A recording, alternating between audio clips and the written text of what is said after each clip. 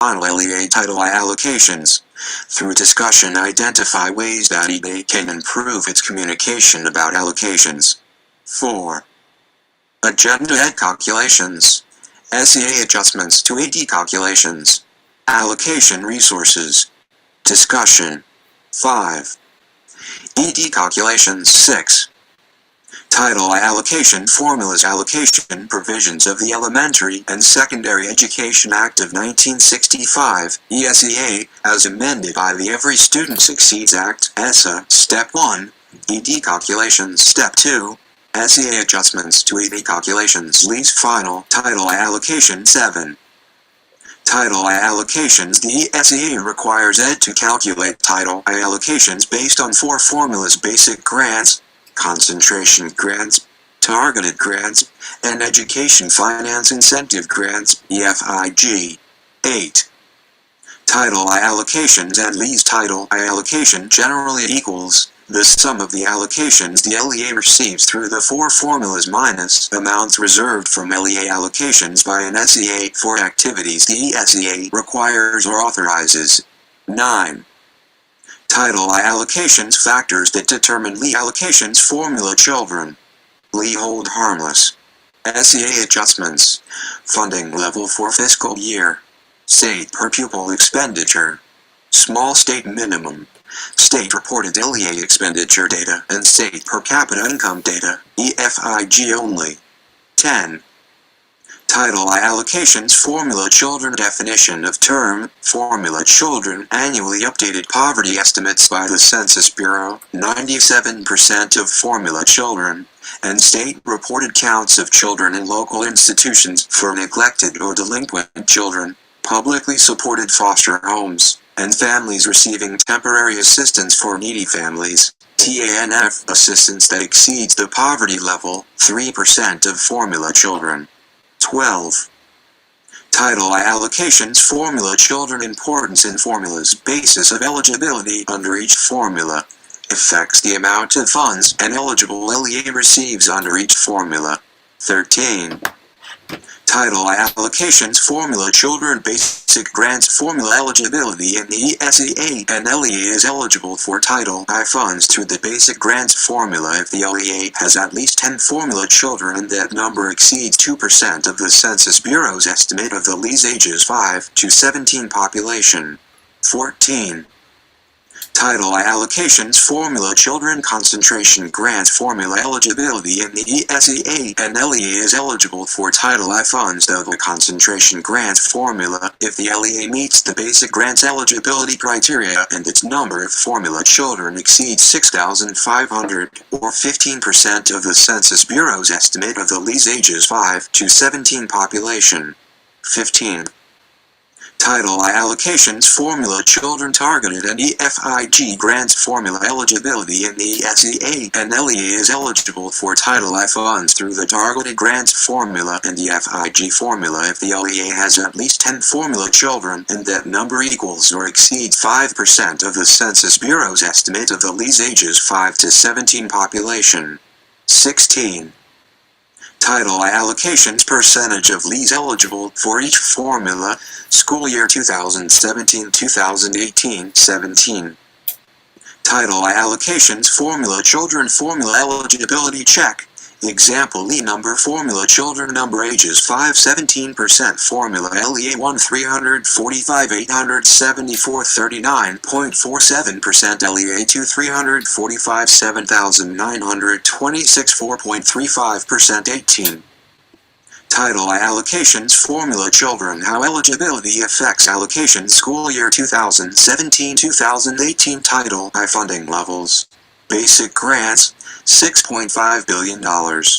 Concentration grants $1.4 billion.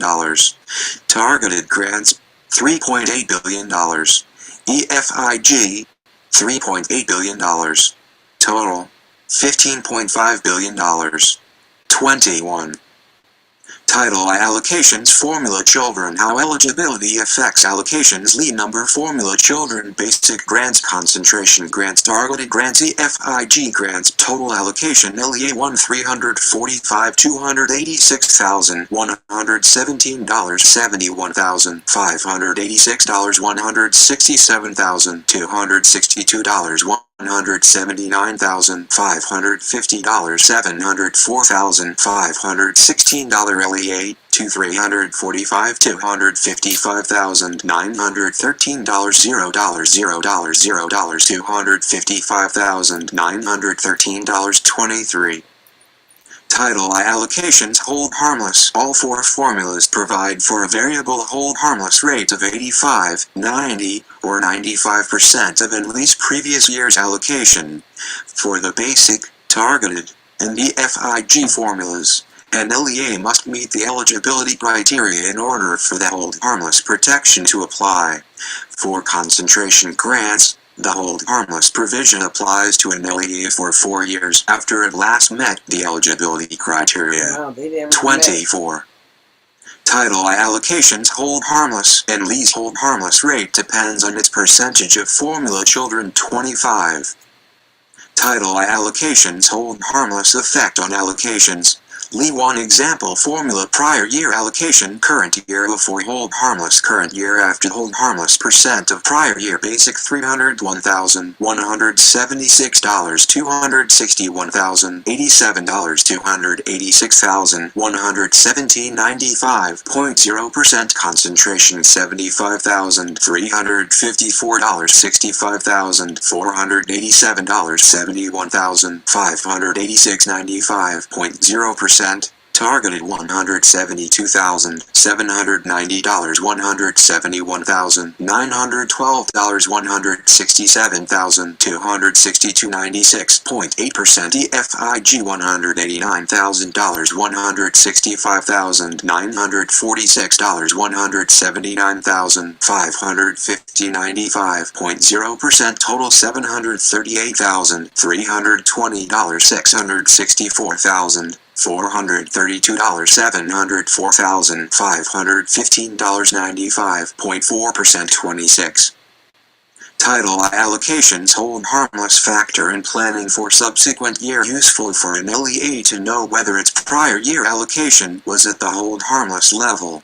Possible indication that an increase in the least number of formula children may not translate to a larger allocation for the subsequent year. 27. SEA Adjustments to AD Calculations. 29. C Adjustments. Reasons for C Adjustments. As noted earlier, Title I funds are distributed to LEAs to the basic, concentration, targeted, and EFIG grant formulas. The SEA requires an SEA to make adjustments to the allocations of traditional LEAs calculated by AD to account for special LEAs, i.e., LEAs for which census poverty data are not available, such as charter school LEAs, and to reserve funds for school improvement, and law authorizes an SEA to reserve up to a certain amount from LEAs for state administration and direct student services. 30. Adjust formula counts for special LEAs not on census lists for each special LEA. The SEA uses alternative poverty data to derive a census poverty count. The SEA then subtracts these counts from each traditional LEA. LEA Census Poverty Children Enrolled Percent of Poverty Children Adjusted Census Poverty Traditional LEA 1 10,615 13,544 56.56% 6,004 Charter LEA 1 392 1.64% 175 Charter LEA 2 733.05% 324 Sum of Other Charters 9,280 38.75% 4,112 Total 10,615 23,946 100.00% 10,615 31. Adjust initial allocations. See adjustedly determined allocations based on adjustments. The SEA requires an SEA to calculate basic, concentration, targeted, and EFIG grants for each special LEA by using the adjusted count from Step 1 and adjusting the determined allocations. LEA Adjusted Census Poverty Basic Grant CUNG. Grant Targeted Grant Fig Grant Total ED Determined Traditional LEA 10,615 $6,047,362 $1,444,616 $3,999,936 $5,053,706 $16,545,620 Traditional LEA 1 $6,004 $3,737,338 $892,789 $2,472,006 $3,123,247 $10,225,380 Charter LEA 1 $175,95,264 $22,757 $63,011 $79,611 $260,643 Charter LEA 2 $324 $174,560 $41,699 $115,460 $145,877 $477,596 Sum of other charters 4,112 $2,040,200 $487,371 $1,349,459 $1,704,971 $5,582,001 Hold harmless provision variable hold harmless and its application after adjusting the allocations of traditional and special lease. The SEA requires an SEA to apply the hold harmless requirements to the LEA allocations, including charter school lease for basic grants, concentration grants, targeted grants, and the Fig. 33. Hold harmless provision. Why such a drastic drop in the lease allocation? Loss of concentration grant in 2017-18 formula child count dropped by 598. Portion of increase went to school improvement reservation 34. New or significantly expanded charter lease deriving hold harmless amounts. The SEA now includes specific language requiring an SEA to derive the hold harmless amount for each formula that reflects the increased enrollment for a newly opened or significantly expanded charter school LEA. The derived hold harmless ensures each significantly expanding charter LEA receives an allocation that reflects its current student count. A newly opened charter LEA is not disadvantaged by the fact it had no title allocation in the prior year to apply the hold harmless percentage.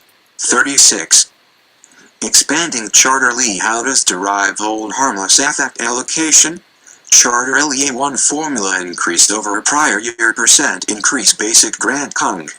Grant targeted grant Fig grant total 4425.43% 1718 initial allocation $95,264 $22,757 $63,011 $79,611 $260,643 1617 hold harmless $90,211 $21,348 $54,500 $42 $68,780 $234,881 Derive hold harmless $113,155 $26,778 $68,414 $86,273 $294,620 HH 95% $107,497 $25,439 $64,993 $81,959 $279,888 SI and admin $22,002 net allocation $257,886 $37. School improvement reservation requirements in FY 2017 versus FY 2018 and subsequent years. FY 2017, school year 2017-2018, The SEA requires an SEA to ratably reduce the Title I allocations of all these to reserve the greater of 7% of the SEA's Title I award, or some of the SEA's FY 2016 Section 1003A reservation and its FY 2016 SIG award. In FY 2018, school year 2018-2019, and subsequent years, the SEA requires an SEA to reserve the amount described under FY 2017 and follow the special rulings. Okay. I just wanted to stop for a minute because this is what we need to understand how the schools are funded. You see this census count right here? This number right here. And then for the neglected and for the foster youth, and then the formula by child. But what they are counting are the children who live in poverty. And that's why they help support the states. Let's not pretend that they're just giving these states all this money. For what? To educate all children. You see, if I'm going to stop this share, I don't know what else I have open. Share the screen, share the screen. Screen share. So really, whatever I have open. Oh, well, I've got so many wonderful things open. Let's just look at Clark County, shall we? Share that one. This is amazing to me because this is the first time I saw it when I downloaded it. And let's just look at it. It's done by a third-party provider, but you see what it covers. It's got an executive summary. I showed you earlier how Las Vegas has their own public school, and they're restricting access. It's a process in which they want to give people an opportunity to benefit from it.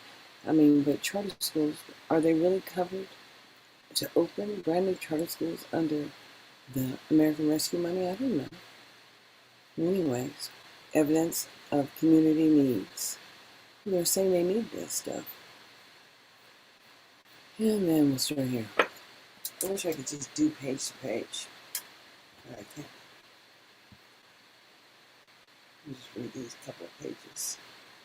We'll stop there. Because they're not going to appreciate me reading what they have down on paper anyway. But most people wouldn't even see this because they don't go online. We're not going to go to the place to get it, so it's real. Start speaking. Executive summary. This report serves as the first Recovery Plan Performance Report, Recovery Report, as required by the United States Department of Treasury, under the provisions of the Coronavirus State Fiscal Recovery Fund, and the Coronavirus Local Fiscal Recovery Fund established under the American Rescue Plan Act, ARPA. This report provides the information requested in the state and local fiscal recovery funds, compliance and reporting guidance from Treasury. Clark County will be receiving $440 million in fiscal recovery funds to mitigate the impacts of COVID-19 pandemic, including social, medical, and economic impacts. Since the declaration of the public health emergency, approximately 13% of Clark County's population have contracted COVID-19, of which 1.7% have died. In addition to the health impacts, the economic impact from COVID-19 has also had the devastating effect on the Clark County economy. The economic impact has been the worst experienced in any metropolitan area of the United States, due to the high reliance on the leisure and hospitality industry that employs roughly 30% of the county's workforce. With the total shutdown of tourism and entertainment, including the Las Vegas Strip, the regional unemployment rate reached 33.5%, the highest in the nation.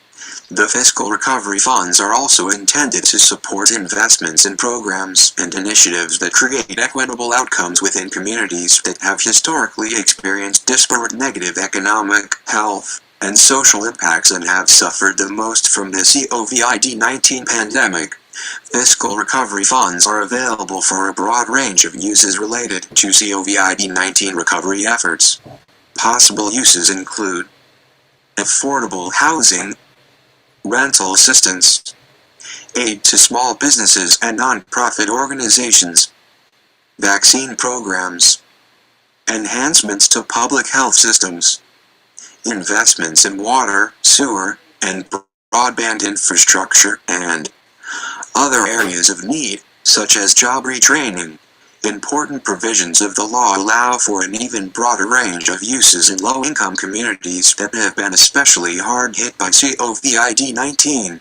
Those eligible uses include investments to address homelessness and other housing issues, investments in education to address disparities, and several areas designed to help with childcare and children's welfare. Funding is one-time and must be allocated by the end of calendar year 2024 and fully spent or returned by the end of calendar year 2026. This recovery report reflects Clark County's initial strategy for using the fiscal recovery funds. This strategy is still evolving since the legislation was signed into law in March 2021, and the initial implementation regulations were not released until the end of June 2021. The $440 million Fiscal Recovery Fund allocation presents Clark County with the opportunity to build capacity to meet the needs of populations disproportionately impacted by the pandemic and to strengthen its programs and services in a way that Clark County Recovery Plan Performance Report 2021 report page 4 improves the quality of life for all community members. In order to understand the needs of the community, Clark County implemented a robust community engagement process. The community engagement process included participation from members of the disproportionately impacted communities, community stakeholders, and elected officials. Management Partners, a management consulting firm, in partnership with the National Forum for Black Public Administrators, and FBPA, was retained to assist the county in this effort. In the first interviews with county elected and executive officials, it became apparent that Clark County leaders view this funding as an opportunity to drive generational changes to the civic infrastructure of the county. It is an opportunity as a means to address many of the needs. Okay. I want to agree. It is an opportunity to address so many of the needs of the people who live here in Clark County. But everybody doesn't participate in the conversation. As people are trying to participate across, boundaries, boxes, sections, I find it difficult to participate with anybody. But this is 2022, and they're not providing access to all children. I'm sorry, that's not happening. And they look at special education as it is a burden on the state. So when your not-for-profit organizations can come together and strategize and work with a local school district to improve the outcomes for the targeted children that they got the grant for, well, who is benefiting? Just the kids. It's just a small percentage of children. And it's so tiny because this is a district that has 350,000 people. Humans, at least 340. I really don't know. I think they had some declining enrollment. But if they get the dollars and they can't document how they're supporting you, my friend, then you're not getting any support. And that's just real. I've been asked to join several podcast programs. Lately, Wisdom is one. I kind of like that one. But people are requesting support that aren't really ready for the answer, and that's just real. We're all human beings. We make choices. And just don't get halfway down the path and say, oh, I shouldn't have been doing that. Oh, I could be having all this over here. Visionary people. But understand, don't not appreciate what you already have. Because when you don't appreciate what you have, then the universe can take it from you. And it's happened I've seen so many times. Either the people die or the thing that they coveted dies. And we don't want to covet. But when you have an opportunity to create a foundation for your life, I would hope that you're looking at down the road. And if you never saw your family as being functional, because you didn't have a mama and a daddy like most people. Well, honestly, you had a parent that loved you, and it only takes one, you know? It only takes one, the right one, to love you so that you can be strong and independent. But we all need to understand that executive functioning skills and learning happens because you're learning how to learn. And I don't care what kind of degree you have. If it's your expertise, let's hope you know a lot about it. But I happen to know a lot about my expertise, which is parenting, basically. I raised my sons. I can't say that I am totally satisfied with what I did, because you can always do better. When you know better, you do better. But it's your responsibility to continue to coach and monitor and support your tribe. It's your tribe. But when people just would turn their backs on their children, it was almost like that in Sacramento City Unified School District, because when the child turned 16, if they weren't expected to graduate, what the welfare department would do is have a hearing or something, and then they would say that, send a little note to the school and say, is your child expected to graduate? When they put a little no on that paper, then they cut that child off your food stamp grant. And that's what they were doing. But you have to understand reasons why the state can get involved and take and remove children. But when the state gets involved to the level of removal, and they don't have documented evidence that that process was even supporting the human beings that they were doing it to, what happened to the parents' right to learn how to be more successful, to understand what thriving looks like, and to ensure that, that the benefit was for the people who have the children? Not everybody has children. There are people that live their whole lives and never have a spawn. They never have any children. And they commit their lives to whatever it is that they believe that 100% what they believe in. But who are you in 2022? That is my question. Because there can't be that much partying. There can't be that much sex. There can't be that much other things going on that you don't see what I see. That our economy is collapsing. Who has $5 for gas when it costs, when your tank says that it's you fill up on 13 gallons, 13 times 5. What is 13 times 5? I gotta write it down. So I'm not a visionary person. But 5 times 3 is 15, and 5 times 5 is 5, plus 1 is 6. And it's something like, who has that kind of money to pay for transportation? That would be we're just talking about public school, paying you, and then when you have more than one child, here's that clear. 5. It's $80 every time you had to fill up. So if you normally fill up twice a week, that's about twice a week, that's $160, depending on where you're going. And then you times that times 4. And it becomes clear.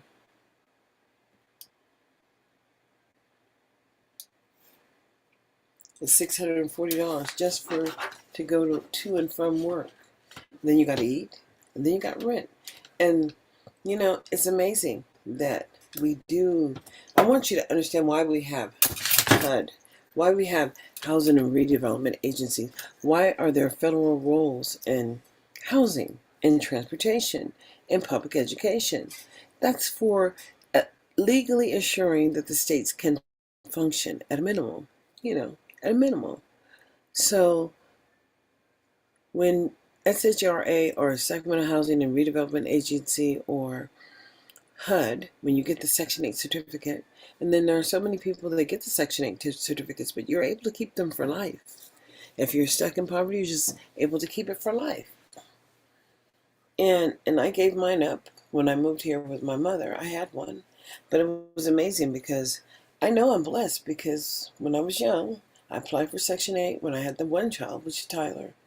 Then I got married and went away and gave up my Section 8 certificate and came back after the divorce in the early 89, 90, something like that. And was able to get in Section 8 again. But first I went to an apartment and then I went to a house. But I've always had the support of the federal government. It really just does exist. But you can't access any of these resources I'm telling you about if you can't read and you don't know how to do it. Your children will fail in public schools because they're failing now. And how do I know that? Because the certificates of completion are not documenting that these people are getting out of public school after 12 years and being able to be employed. That's not happening. And then when we look at the penitentiary rate, oh, that's something. Penitentiary, the number of kids who were in the juvenile facility. And when those kids were rioting during the summer, they were just trying to break loose, break free. They're children. But did you see that list of shit that I was allowing to be discussed in that wonderful, restrictive public school that is being created by the city of Las Vegas? Obviously, people just don't understand the intent behind public education. It is to, make more whole. But you can't make anybody whole if you're not, if all you're doing is criticizing where they are. Because when anybody can take, well, no, people really don't like to take constructive criticism, but I understand what it is. I was supported very much from my sister. She always would show me where I was so that I could redirect myself. But just because she has an impression about who I am doesn't mean that she knows me. Honestly, the only people that know you truly is you. As you understand the reasoning why you make certain choices in your life. And everything in life is based on choice. So if you're single for a moment, understand you're single for the season. There's a reason that you need to be single so you can go ahead and develop and grow. But always looking for something better. That means you're just never going to be satisfied. Always never appreciating and help develop the people that you want to support, because life is more than financial support. There's mental support. There's camaraderie. There's doing things together. There's building in the relationship. But if you ain't doing none of that, then you want to know what somebody's problem is. I want to know what your problem is. It's time to continue to grow. But I promise you, the universe is just not kind. And the struggle is real. And we don't know why things happen, but things do happen. And when you're on that journey and you're in that struggle, and you're understanding that these challenges you're facing seem to be so big, just huge. And then, after all, are they really huge? Freedom has never been free, and I understand that. Having the ability to get to a place in life where you can sustain yourself is a real reality. People really just don't understand, because in life, it's just us. It's just you. And I can't really see who is on this stream because I'm just talking to my Zoom window. But if anybody would like to join me, I don't know, copy the invitation, and I could put it in the chat. I know how to do that. There it is right there. And you just put it right there. Command V. And there's the link for anybody who wants to join. I think it works. I'm not going to click on it. Then I'll lose my place where I am. But what we really need to understand is right now that everything is so challenging for all of us. But as an American people, we the American people, we're just Americans. And if you pay attention to any of the little apps that are so funny, TikTok, I kind of love it just because it allows individual expression. It encourages the engagement of the community. Just like, with C-SPAN, you call it early in the morning, Washington Journal. But when you start paying for cable, then they don't let you be a part of the Washington Journal on Facebook. It's amazing how you really wouldn't know this shit goes on until you're a party to the bullying. I say they have a lot of online bullying by network administrators who really, they're supposed to be unseen, but they're not unseen because people can restrict your post or say that your post is whatever and then block you and ban you. And that's not freedom. But today's just a stressful day as I'm still trying to understand how all those third-party providers are setting the stage for public education and responding to the federal government's response, the request for the information in regards to how they're providing support to all those children, the children that are failing. Let's not pretend that we don't understand that how bad the data really looks, because we understand what the data looks like. We knew what the data looked like as citizens before the people who are applying these services and putting these services out there understood what they're looking at. They're looking at the lack of outcomes for the people who are breeding their children here in Clark County, and where they are creating so many structures, and they do these abatements, and then where they're only really collecting 2% of the property taxes, 2% on your value, and that's supposed to be going to public education. Well, where's their share? Oh, they don't even have a share. They just finally voted to put the mining money in there, and that was supposed to be $200 million. I don't know what the mining money looks like, but I'm sure they mine minerals here. And that's just real. There's no water here.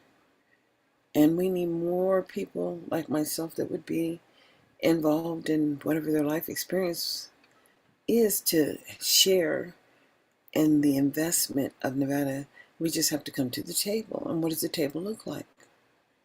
I don't know what the table looks like, because I can say, even though I have been allowed to participate in some of the Zoom videos or conferences or some of the workshops, but I'm saying what doesn't exist is the camaraderie and the open schools and the conversation in regards to how we as a community can support and identify what we need as people.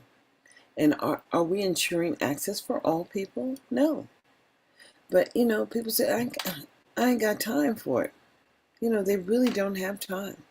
Snoop said, I'm living my best life. Ain't got time to deal with you. Yeah. And all the words that you hear in your head are the ones from the version that's online for free. And when you're listening to it on YouTube, it has all the curse words. But when you're listening to it on, what is that? I can't even think right now. But when you're listening to it on Pandora, the words are not in those ones. And certain probably Spotify, all the real ones that are on a public broadcast station, well, they're not really sharing those words. But even some of the radio stations, it just slips through there so quickly. We forget that there are babies, but don't understand that the babies don't understand this technology better than we do. And I've seen some amazing things, but it's written in the Bible. They'll be more intelligent, but their bodies will be less resistant. And we understand with COVID, and we don't even know what COVID is. We don't know nothing. What do you know? What do you really know? You don't know nothing, because you don't know what's going to happen tomorrow, and neither do I. But I do understand what I have the ability to do. And I'm joining, some of these people have these little things, oh, join my website. And I join, and My stuff starts posting there, and then they want me to pay to be a part of their stuff. Oh no, I wasn't doing this. I'm not doing this for the money. I'm doing this because I was a community organizer. And I realized that people don't have the ability to seek and understand exactly how to find their way. So that's why I think that song, I told you I like that. Dionne Warwick, Do You Know the Way to San Jose? I love that song. Because a lot of people just don't even understand that they're not on the bus. I heard this Travis Parker was talking to the kids and the children. They're out there lined up playing basketball. And he said, this is what life's like. It's like the ABCs.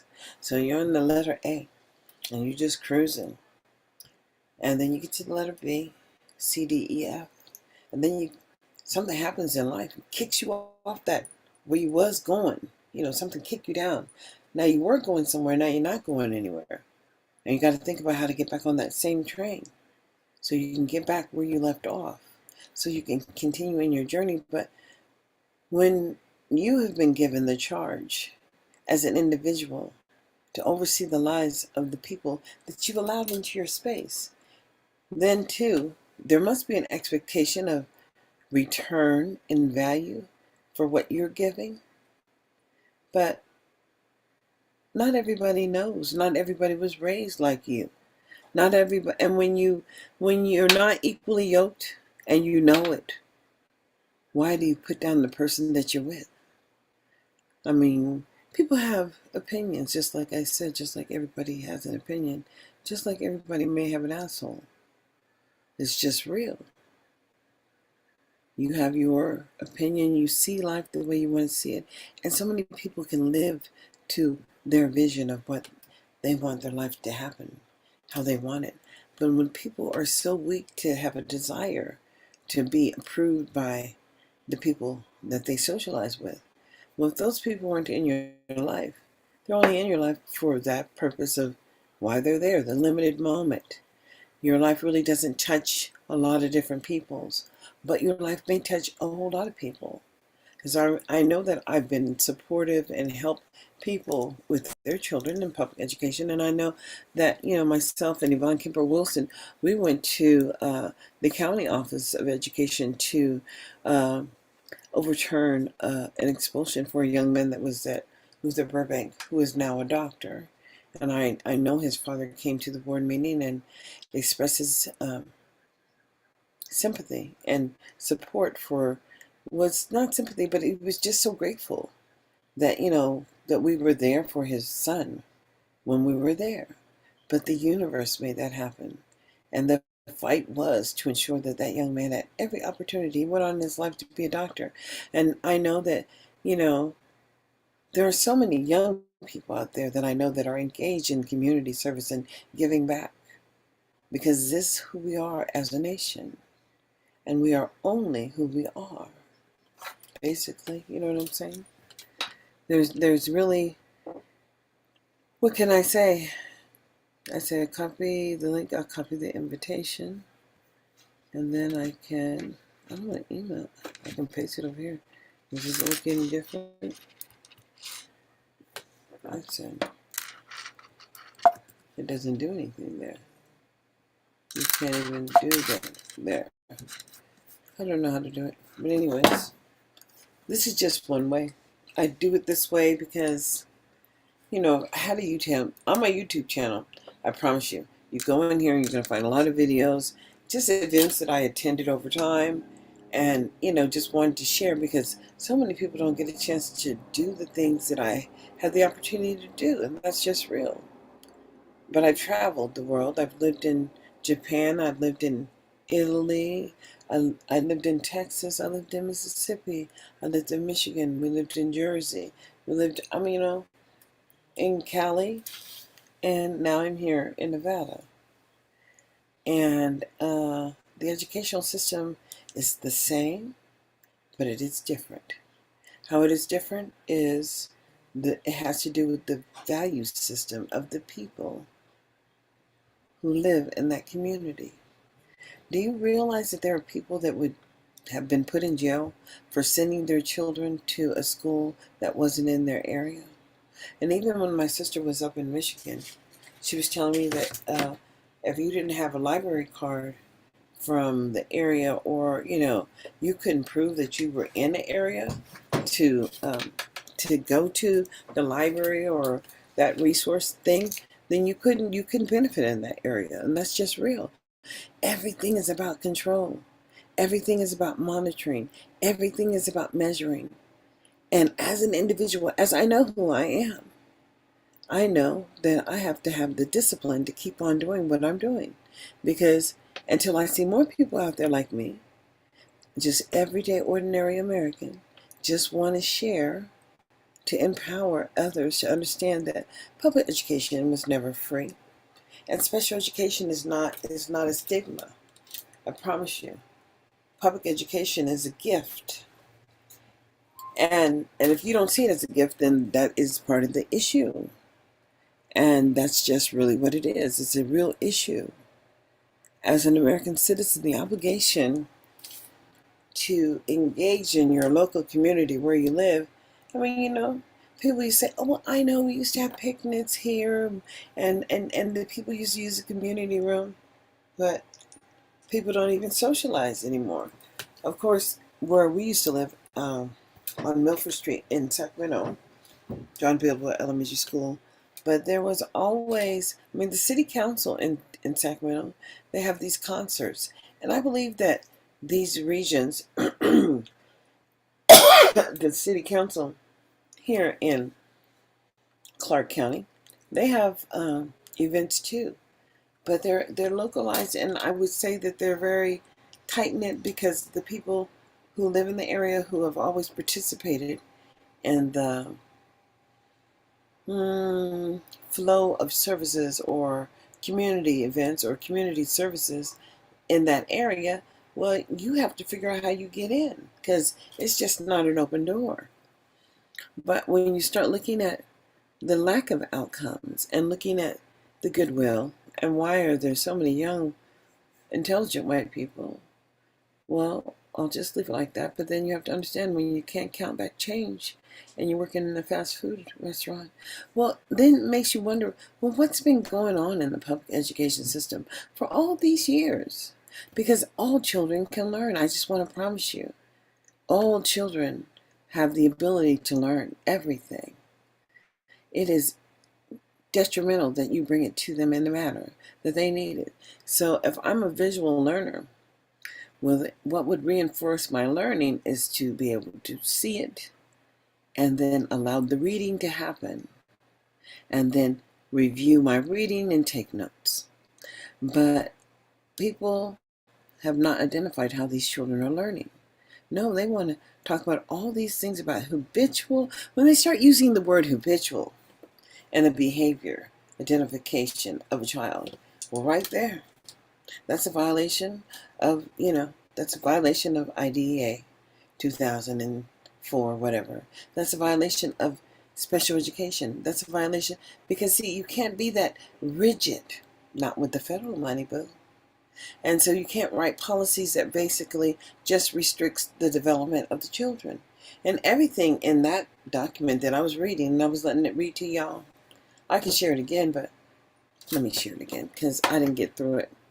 But this is going to happen here in Nevada. And I think that, is it still open? Oh, here it is. That's not the audit. That's an audit committee? I thought, well, let me just open it. No, here it is. Because I knew it was not audit one. Let's share this. And let's just open it wide.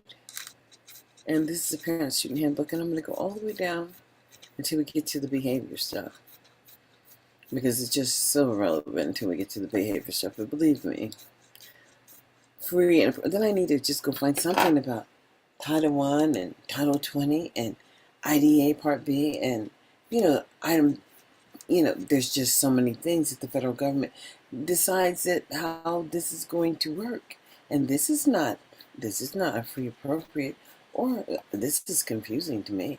But maybe it's just me. I'll leave it to you to, oh, here we're at the beginning of this disciplinary stuff. Okay, let's just start here, plagiarism, and then go down.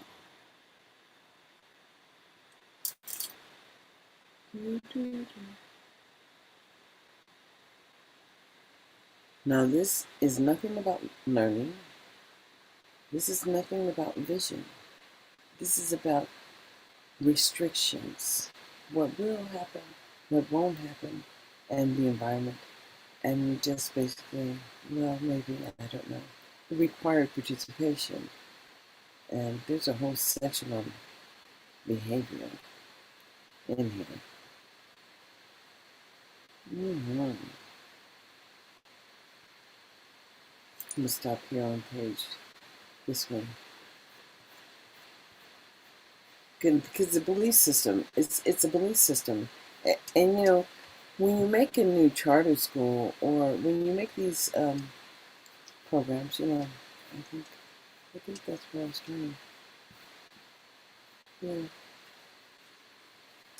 Okay, let's just do like this. Start speaking. Plagiarism will not be tolerated by any teacher in any subject. Students progress academically only by receiving comments and corrections on work they turn in and by taking these comments and corrections to heart in order to improve their performance.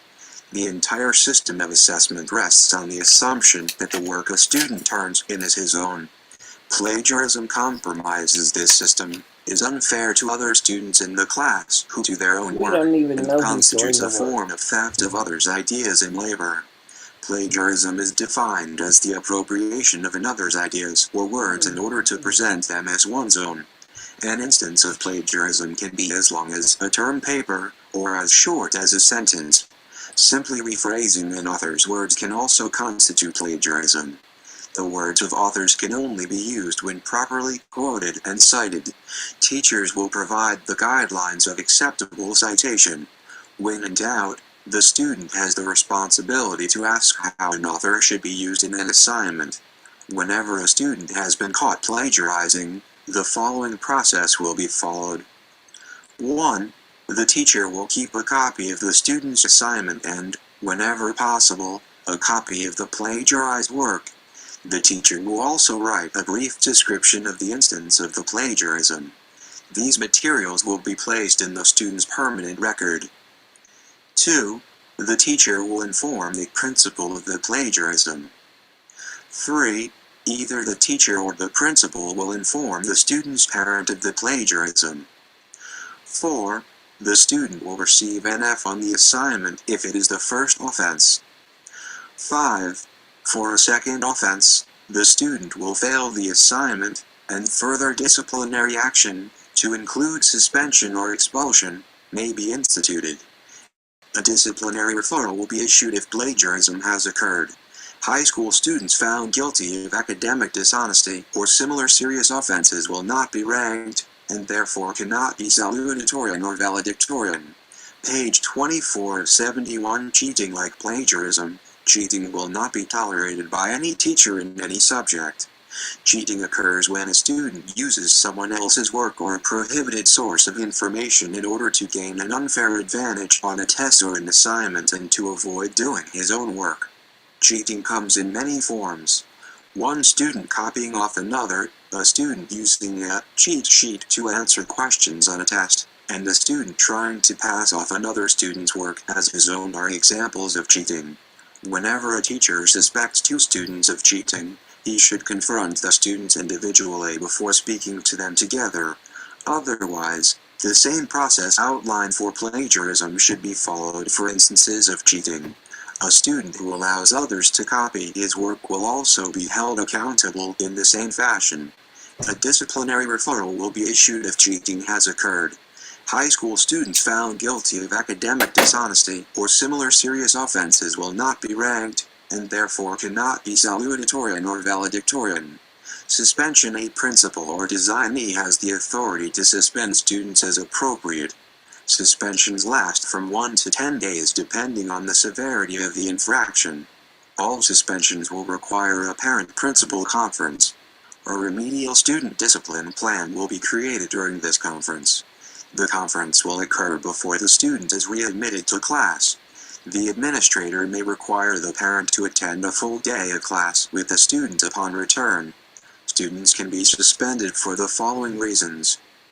continual, willful disobedience or open and persistent defiance of proper authority, willful destruction or defacing of school property, behavior on or off school property which is detrimental to the welfare or safety of other students or of school personnel, serious violations in a school building or on school property, repeated interference with the school's ability to provide educational opportunities to other students. Other grounds relative to student behavior. Expulsion from Fcalv will be mandatory for the following violations, pursuant to NRS 392.466. 1. Battery on a school employee. 2. Possession of a firearm or dangerous weapon. Weapons, including real weapons or look-alike weapons. Toy guns, Nerf, rubber band shooters, airsoft, etc. Any explosive, noxious, or flammable material, including aerosol cans, such as deodorant sprays, matches or lighters, bullets, knives or other cutting tools other than school scissors, page 25 of 71. 3. Sale or distribution of a controlled substance. Controlled substances, narcotics, prescription medications, tobacco, cigarettes, e-cigarettes, and other electronic smoking devices, bullet alcohol. 4. Status as a habitual discipline problem. In addition, expulsion will be mandatory for battery on a student with substantial bodily harm. Fcalv recognizes NRS 392 and AB 521, which define permanent removal, expulsion, of a student from an enrolled school for inappropriate conduct. In these incidences, the Fcalv administration will place a student on suspension pending expulsion. The Fcalv administration cannot expel a student but may only make the recommendation to the Governing Board of Directors, GBOD. The GBOD or its designee has the sole power to expel a student from Fcalv. The GBOD designee, as part of the appeals process, shall hear all recommendations for expulsion that are upheld at the school level. All students will be afforded due process as well as related school level and GBOD appeals. At the school level, a manifestation determination will be held for all special education and Section 504 students to determine if the incident behavior is related to the disability as defined in the IEP or 504 documents. If found to be related, further discipline will stop, and the incident will be reevaluated by the special programs facilitator for appropriate consequences. If found to be unrelated, then the regular expulsion process will be implemented. The expulsion and appeals process begin with an investigation and, if evidence supports, a recommendation for expulsion by the assistant to the principal, AP. The AP will meet with the parent guardian to provide evidence and rationale, and parent guardian will be allowed to agree or disagree with the recommendation for expulsion. If the parent guardian disagrees with the recommendation, the only school-level appeal is with the school's principal. The principal reviews the incident and evidence to determine if the recommendation has merit. If the recommendation has merit, the principal will uphold the recommendation, and parent guardian will again be allowed to agree or disagree with the recommendation at the school level. If the parent guardian disagrees with the recommendation of the principal at the school level, then the expulsion and appeals process continues at the GBOD level. This GBOD level appeal is with the GBOD designee. The GBOD designee reviews the incident and evidence to determine if the recommendation has merit. If the recommendation has merit, the GBOD designee will uphold the recommendation. The GBOD grants the designee full power to uphold, modify, or deny any recommendation for expulsion, granting the GBOD designee broad powers to determine the final consequence as for students. Upon the GBOD designee upholding or modifying a recommendation for expulsion, the parent guardian may choose to agree to final consequence as for the student as determined by the GBOD designee. However, if the parent guardian disagrees with recommendation of the GBOD designee, then the parent guardian will be afforded a final GBOD level appeal to a BOD quorum. The GBOD quorum reviews the incident and evidence to determine if the recommendation has merit. If the recommendation has merit, the GBOD will uphold the recommendation. The GBOD quorum retains full power to uphold, modify, or deny a recommendation for expulsion or may support the recommendation of the GBOD designee. The GBOD quorum has final power to determine the final consequence, as for students. The final decision of a majority vote of the GBOD quorum is irrevocable, and no further appeals will be granted. Page 26 of 71. Cell phone electronic devices policy. There are no cell phones or electronic devices allowed on campus. Cell phones devices may not be used during school hours, even during lunch times. This includes text messaging. Cell phones devices will be confiscated if seen or heard at any time during the school day, and the parent will be required to retrieve the cell phone from administration. Fcalv is not responsible for lost cell phones, games, or other electronic devices. Due to safety concerns, Fcalv does not take messages over the telephone for students. If you need to get a message to your child, you must come to the school with proper identification. If a student is seen with a cell phone or electronic device or the phone device is heard, the phone device will be taken, and the device will be given to the principal.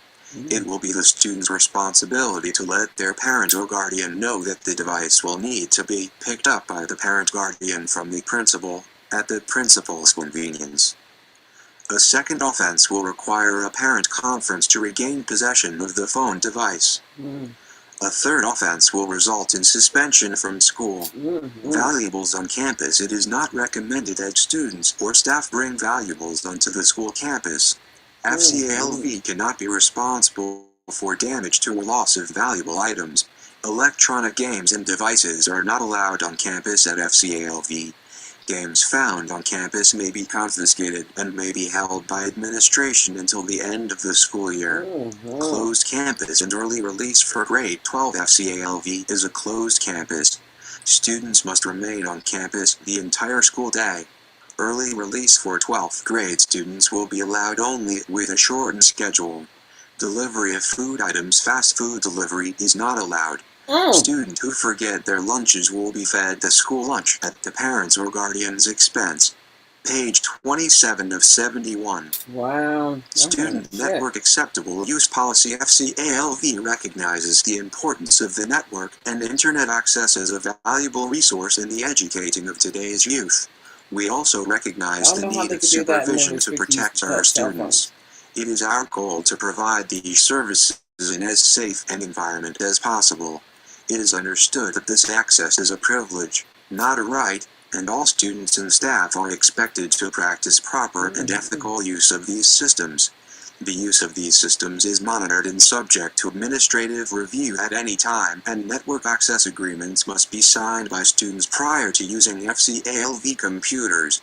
It is intended that these resources will be used to pursue intellectual activities in support of research and education. Fcalv does not assume responsibility for system failures that could result in the loss of data. User accounts. Access to the network requires the granting of a user account. The following criteria will govern the granting of an account. No user accounts will be granted to K-4th grade students.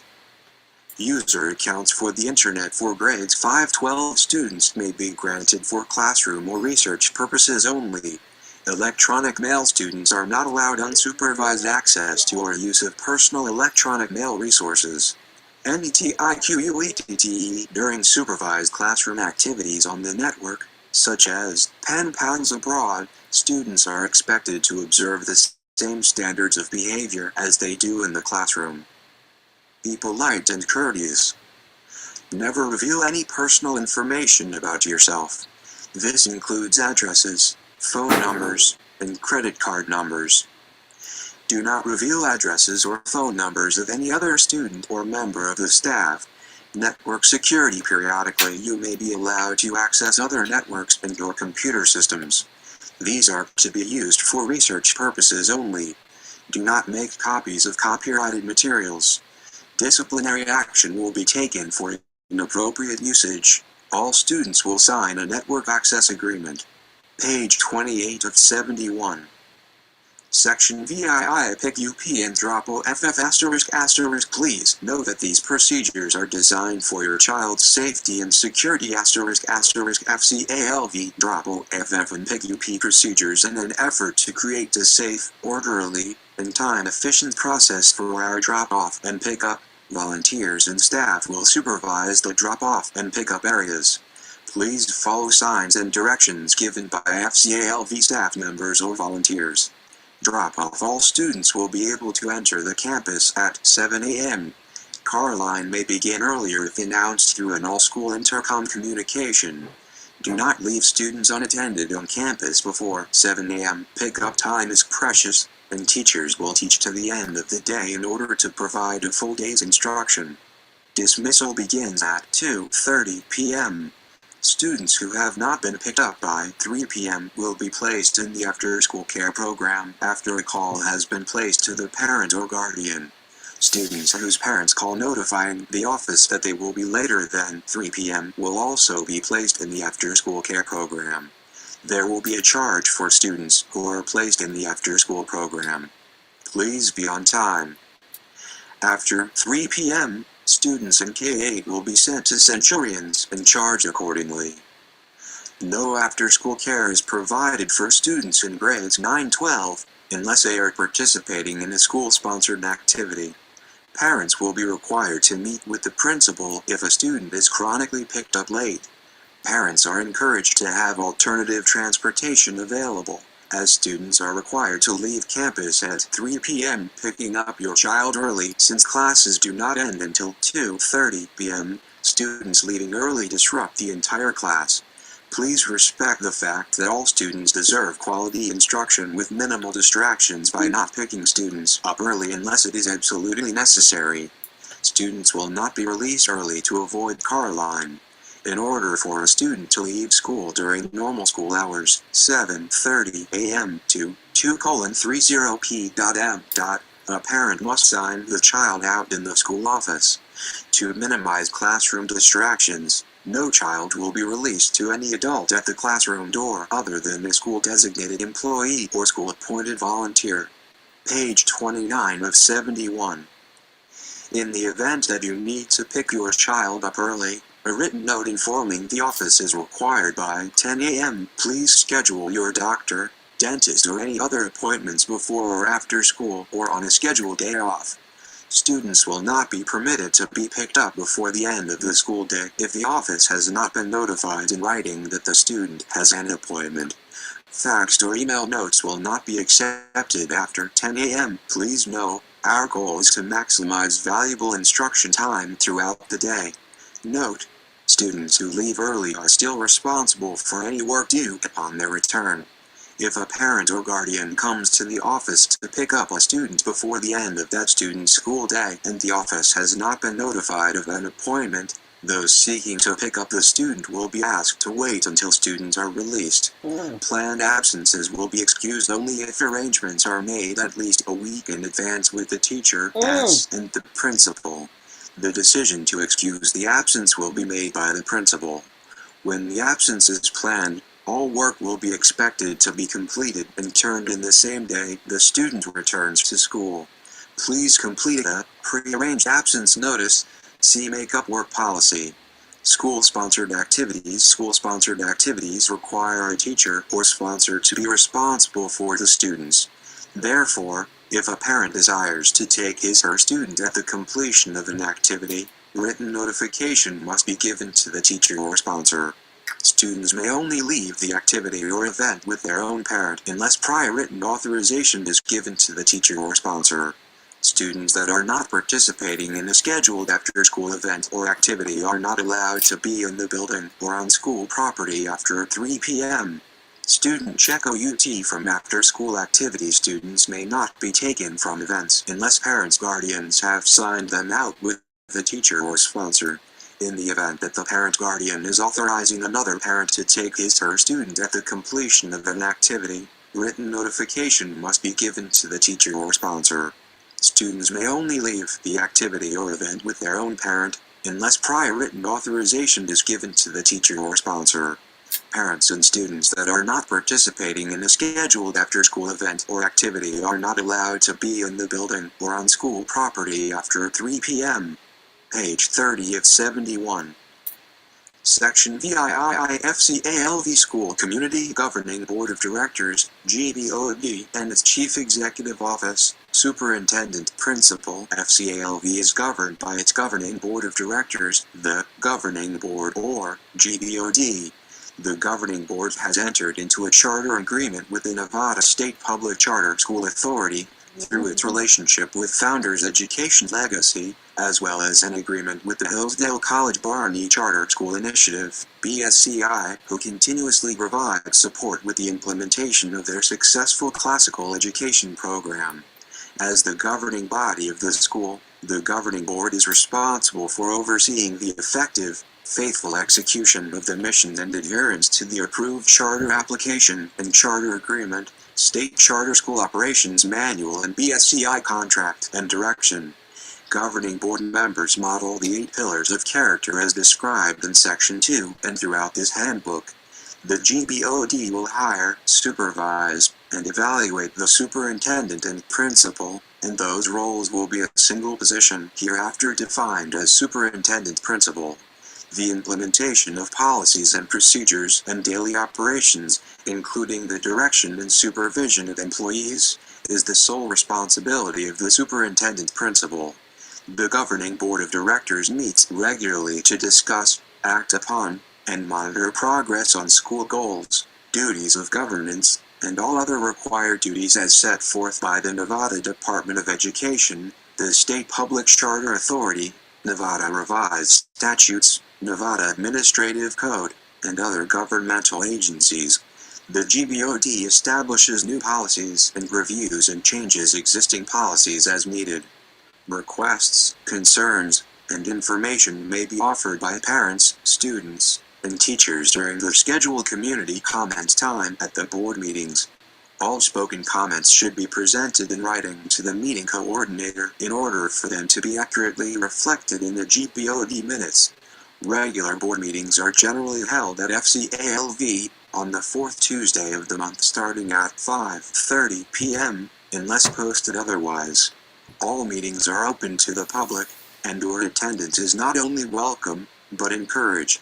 Meeting agendas are posted for public view at least 3 business days in advance at 5730 West Alexander Road, main office, as prescribed by Nevada Revised Statutes.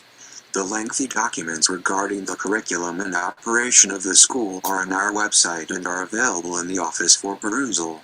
Specifically, the Governing Board will also hire and evaluate a superintendent principal with the power to provide oversight, planning, direction, and overall leadership and management of the school, b. oversee budgeting and spending, community outreach, charter fidelity, compliance with applicable laws and regulations, and development to support the mission, c. serve as an ambassadors for the school by clearly protecting and articulating the school's mission and by garnering support of the community, d. provide input and feedback to employees on campus-specific issues and concerns, e.g. school culture, discipline policy, student recruitment, etc. And serve as the grievance contact for parent and staff concerns that are unable to be resolved by his subordinates. The Governing Board is ultimately responsible for the academic, financial, legal, and operational performance of the school. The Governing Board places responsibility for implementing its policies on the principal, but the Governing Board remains accountable. Page 31 of 71. Principal is academic leader. The superintendent principal is also the academic leader of Fcalv. The superintendent principal is accountable to the GBOD of the school as the authority in charge of 1. Implementing the mission and philosophy of the school, 2. Maintaining the academic integrity of the school, 3. Managing the school and faculty, and 4. Supervising the students. The educational leadership roles are the superintendent principal include a. The superintendent principal is the academic leader of the school with a philosophical understanding of classical liberal education. B. The superintendent principal implements curriculum as defined by the classical liberal arts tradition. C. The superintendent principal makes final decisions on curriculum in consultation with Hillsdale College's Barney Charter School Initiative. And D. The superintendent principal, while chiefly the academic leader, is also responsible for the discipline, staff selection, moral culture, and financial priorities of the school. Education 8. Our educational philosophy and vision challenges students to excel in academics and moral discipline through time-tested instructional methods in reading, math, and science, as well as an account of history based on primary source documents. The Academy's aim is to develop the academic potential and personal character of each of its students. B. Student Services in Special Education provide services for students with academic and behavioral needs. Interventions utilized to achieve Fcalv's expectations are targeted and specific to each individual. C. Fcalv resists grade inflation and social promotion. Mastery of core subjects always takes priority. Successful completion of a senior thesis is a requirement for graduation. D. Latin is a key element of our classical academic model. Latin is introduced in the upper elementary grades, taught explicitly in grades 6 through 9, and offered to students in grades 10 through 12. E. Students will be academically prepared to pursue multiple post-secondary options. Students who do not intend to attend college will always be welcome at Fcalv. F. Literacy is taught through an explicit phonics program. Math curriculum is concept-based, while simultaneously establishing math facts. G. Standardized tests do not drive our curriculum. Page 32 of 71. Teachers are the heart of the school. Without dedicated, competent teachers, the best educational practices will never come to fruition in the classroom. Fcalv's teachers are expected to implement Fcalv's academic mission. In the classroom, the teacher is in charge. Outside of the classroom, teachers receive professional guidance with respect to specific goals and objectives from the governing board of directors through the principal. Teachers are professional. Professionalism refers to conducting oneself with the dignity and gravitas that befit the activity of learning. Professionalism among teachers also entails continued studies both in one's area of expertise and in the liberal arts and sciences generally. Every teacher should be the master of his own academic discipline and of the art of teaching. As such, an experienced teacher should be able to convey the best methods of teaching his subject to junior members of the profession. Teachers have different styles of teaching. Socrates asked questions. Aristotle delivered lectures. The teacher's style sets the intellectual tone for the class. Teachers may enlist parental support. Indeed, teachers are encouraged to incorporate volunteer efforts in the classroom. Nonetheless, teachers have the ultimate responsibility over the direction and scope of the class. All teachers accept the responsibility for teaching the entire curriculum, both content and skills, in a way congenial to the school's philosophy. A. The principal employs teachers based on their mastery of academic discipline, their ability to convey knowledge to young people, their capacity to maintain order and decorum in the classroom, and having outstanding character and integrity, which provides an excellent role model. Licensure is a condition of employment. B. Fcalv teachers are treated as professionals. Their professional development includes an extensive training prior to the start of the school year, to be coordinated by the principal. Pursuant to NRS 391.097, guardians may request information regarding the professional qualifications of their child's teachers. Parents at Fcalv, parents are an important part of the educational effort. Parents' support of the school's academic and moral mission is essential. Parents are encouraged to learn more about the school's philosophy and curriculum in order to help support and guide their students. Parents are expected to A. Model good character. B.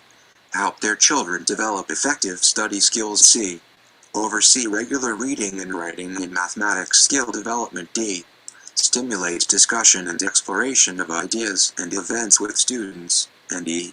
support the school goals through familiarity with the handbook and charter, through homework review, getting children to school on time, and holding high expectations and aspirations that contribute positively to the student success.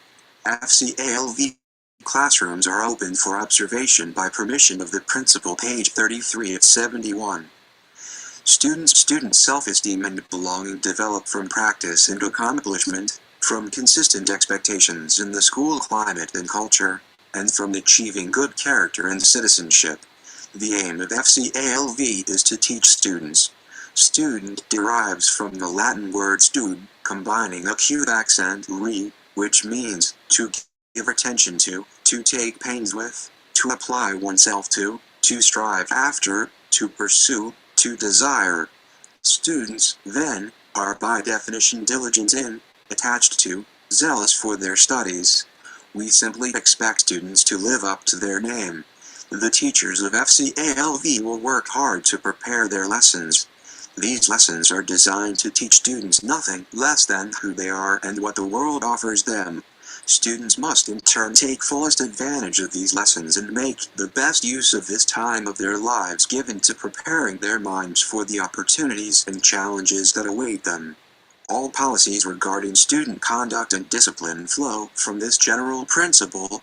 Students must fully engage themselves in the education Fcalv offers them. Students are expected to a. Be polite and attentive in class and have a strong work ethic and willingness to learn. See student engagement protocols listed above. B. Embody the 4 classical virtues: temperance, courage, justice, prudence, and the 8 pillars of character: citizenship, cooperation, courage, honesty, integrity, perseverance, respect, and responsibility.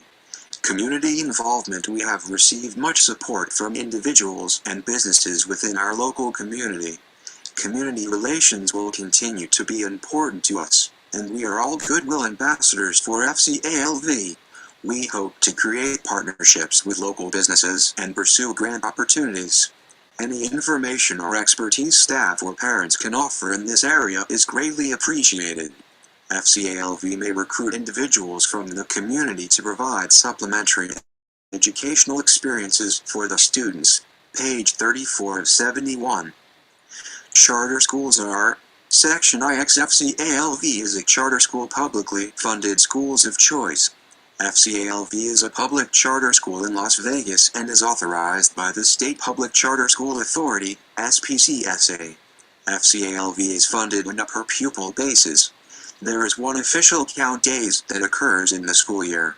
It is very important that students are accounted for during this period of time, as specified by the state. Usually established by a group of founders. Fcalv's founding committee was comprised of Las Vegas area community members who were interested in a quality classical liberal arts education for students in Las Vegas. The lack of availability for students in the community to access this education became the driving force in the decision to pursue a charter application. Authorized in the state of Nevada. The state of Nevada is Fcalv's authorizing agent. The Nevada State Public Charter School Authority oversees and supports the efforts and establishment of Fcalv. Site-based managed. The governance of Fcalv is directed by a governing board of directors, highly accountable to their students, parents, and communities.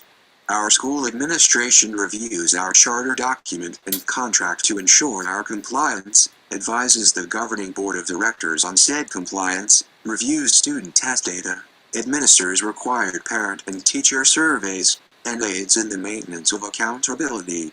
Focused on one specific philosophy. Every charter school has its own mission and philosophy. Fcalv's mission and philosophy are described previously. Created for a very defined purpose. Fcalv desires to educate all students who enter our school, expecting nothing less than the best from each one. For parents and students who wish to make a definite educational choice. Those students who thrive at Fcalv are the ones who understand and whose parents understand the effort necessary to attain a classical education. Parents and students not in agreement with the mission, philosophy, and policies of the school may not be able to adhere to the stated policies of the school. In such cases, a different educational opportunity may be more appropriate for the parent and the student. Benefits of attending Fcalv Classical Charter School. Charter schools are independent public schools of choice. They are not accountable to the local district school board, but are instead products of a specialized board that prescribes a specific style and structure of educational delivery and philosophy. Hence, Fcalv is a public charter school with a specialized governing board of directors that promotes Hillsdale College's definition of a classical model of education. This model focuses on content, pedagogy, and culture and is the foundation of the mission of Fcalv. This does not mean that Fcalv is free to exercise the education of children without oversight. Specifically, Fcalv must comply with educational standards as defined by state and federal laws, and ensure all Nevada revised statutes and the Nevada Administrative Code is followed with integrity and fidelity. Charter schools are funded by public dollars and are dependent upon enrollment to remain open. For that reason, charter schools are more open to shareholders' input as the education is more localized and connected to an educational philosophy. In short, Fcalv is a school of choice not based on local addresses but on the school's philosophy and values. Attending Fcalv is a choice that families make based on their personal educational philosophy and values. It empowers families to make decisions for their children. Page 35 of 71. Fcalv incorporates a rigorous course of study that exceeds the requirements of the state and the local district school board. Moreover, the standards of behavior are stricter to ensure a safe and a respectful learning environment. This environment ensures teachers can teach and students can learn. Page 36 of 71. Standardized Test Section X Academic Information. The state of Nevada requires certain tests to assess student progress and to demonstrate proficiency for graduation. In addition, the State Charter Authority requires the ACT Aspire summative and performance task assessments for graduation. With our rigorous curriculum and knowledge of state standards, all Fcalv students will have the opportunity to gain the tools to be successful on state-required testing. The SBAC test scores represent individual students' progress as well as serve as part of the school's annual review, which contribute to the state report card. The end-of-course exams in the areas of ELA, algebra, geometry, and science are required by the state for graduation. The ACT plus writing is required for graduation and measures college readiness. In lieu of GPA, a composite score of 21 or higher is needed to qualify for the Millennium Scholarship. Elementary and middle students. The Smarter Balanced Assessments are Nevada's computer-based criterion reference tests, CRTs, in English Language Arts, ELA, and Math for grades 3-8. The Science CRT, also computer-based, is given to grades 5 and 8. Secondary students. All students are required to participate in 4 end-of-course, EOC, final exams. These final exams include LI, Reading, ELA2, Writing, Math, Algebra, and Math, Geometry. The LA exams are combined and administered the 10th grade year. The Math exams are administered in coordination with the year the math courses are taken. The Science Proficiency exam is administered in the 10th grade year, and participation is required for graduation. In the case that a student is absent for an EOC, the student will be allowed limited opportunities to retake the final exam as scheduled by the state. The OCs, as administered as final exams, will be calculated at 15% of the final grade in 1920 and 20% in 2021. The ACT with writing is required for graduation and is administered in the 11th grade. SAT and ACT preparation resources will be offered through the counselor's office. Page 37 of 71. Graduation requirements. To receive a State of Nevada high school diploma, each student must complete 22.5 units credits of approved coursework. To receive an advanced State of Nevada diploma, each student must complete 24 units credits of approved coursework and graduate with a minimum 3.25 GPA. The Founders Advanced High School Diploma requires 27.5 units credits for the graduating classes of 2019 and 2020. Beginning with the class of 2021, the Advanced Founders High School Diploma requires 28.5 units of approved coursework. The class of 2020 and beyond are required to complete 30 hours of service to the school each semester in both the junior and senior years. Subject literature, English, composition, math, must include Olga and Geom, science, history, U.S. government and economics, Latin or foreign language, physical education, moral philosophy, health education, senior thesis, 21st century learning, computers, fine arts, college and career flex electives. Total credits required: standard diploma 4322, 1 world and 1 microsecond history, 1 2.5.5 * 27.5 * 622.5 * 23. Advanced diploma 44 must include all of the second 3.2, 1 world and 1 microsecond history, 1 2.5.5 * 624. Fcalv Advanced Diploma 41444.5, 132.5.5, 1.5, 2.5, 27.5. Social Studies, Arts and Humanities or Occupational Education Elective 1 * starting with the class of 2022 and beyond. The standard diploma will require 2 college and career flex credits. These credits can include an additional year of math, science, social studies, or a 3rd or 4th year of a career and technical education program. To be eligible for an advanced diploma or an advanced founder's diploma, the student must graduate with a minimum GPA of 3.25. A passing grade in any course for 1 semester earns 0.5 credit. A full year course passed earns 1.0 credit. Testing requirements for graduation: all students must take end-of-course exams as mandated by the state of Nevada, 2 in English, 2 in mathematics and an exam in science. All students are required to take the ACT with writing during their junior year. Service requirement: juniors and seniors beginning with the class of 2020 are required to fulfill 30 hours of service to the school in each of their 4 upper-class semesters. Page 38 of 71. Once enrolled full-time at Fcalv, a student will not receive credit from any other institution without the prior approval of the principal. Students in grades 9-12 will meet annually with a counselor to review their credits for graduation.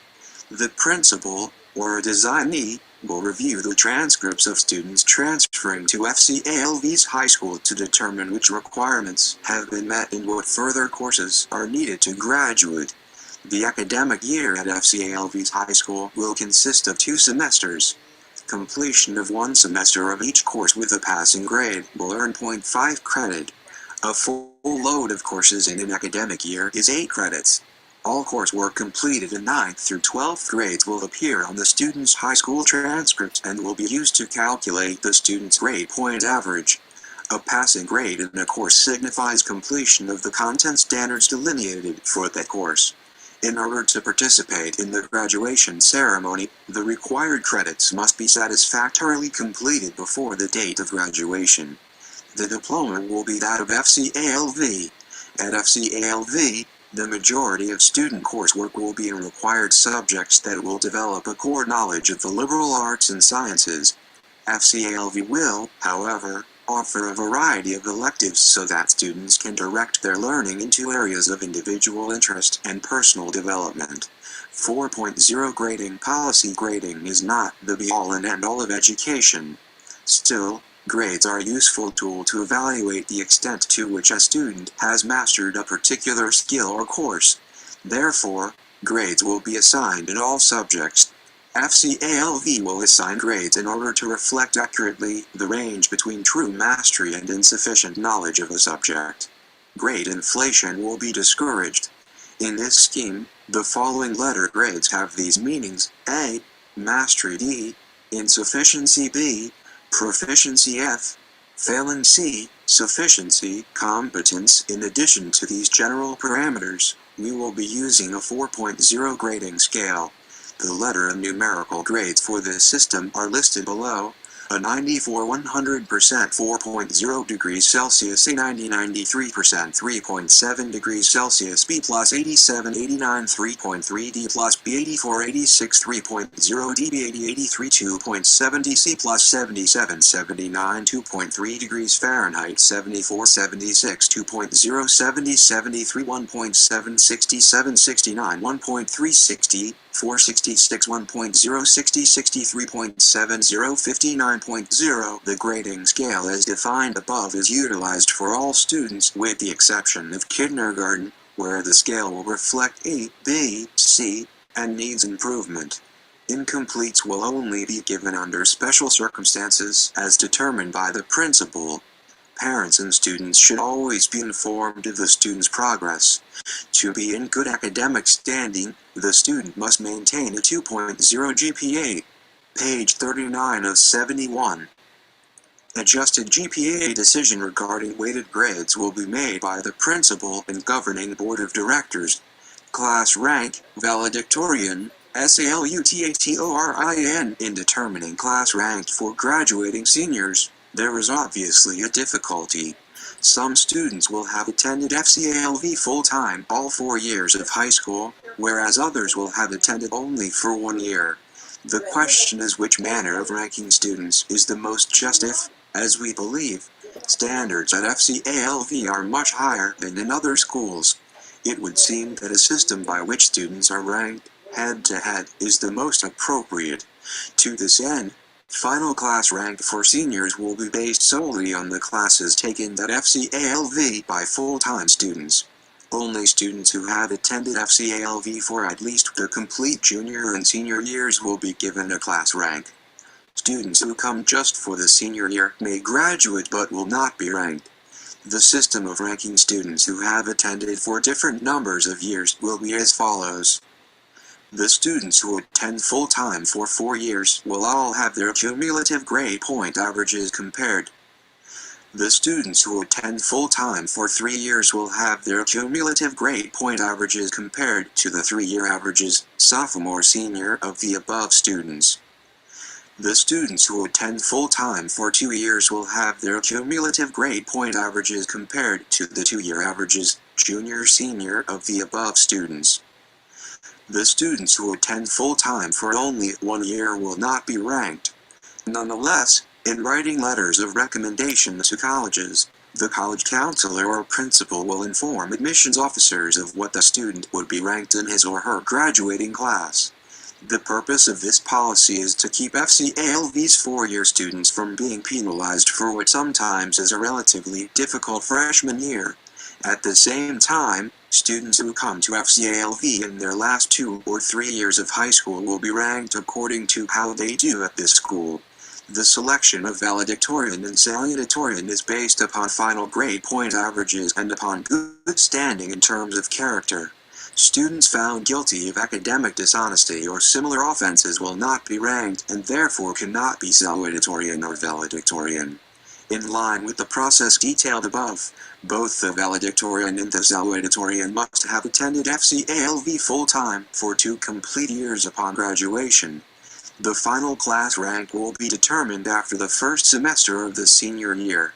It is important to make the cutoff at that point since colleges will wish to know the final rankings as soon as possible, and the valedictorian and salutatorian candidates should be afforded the opportunity of including their honors on their graduation invitations.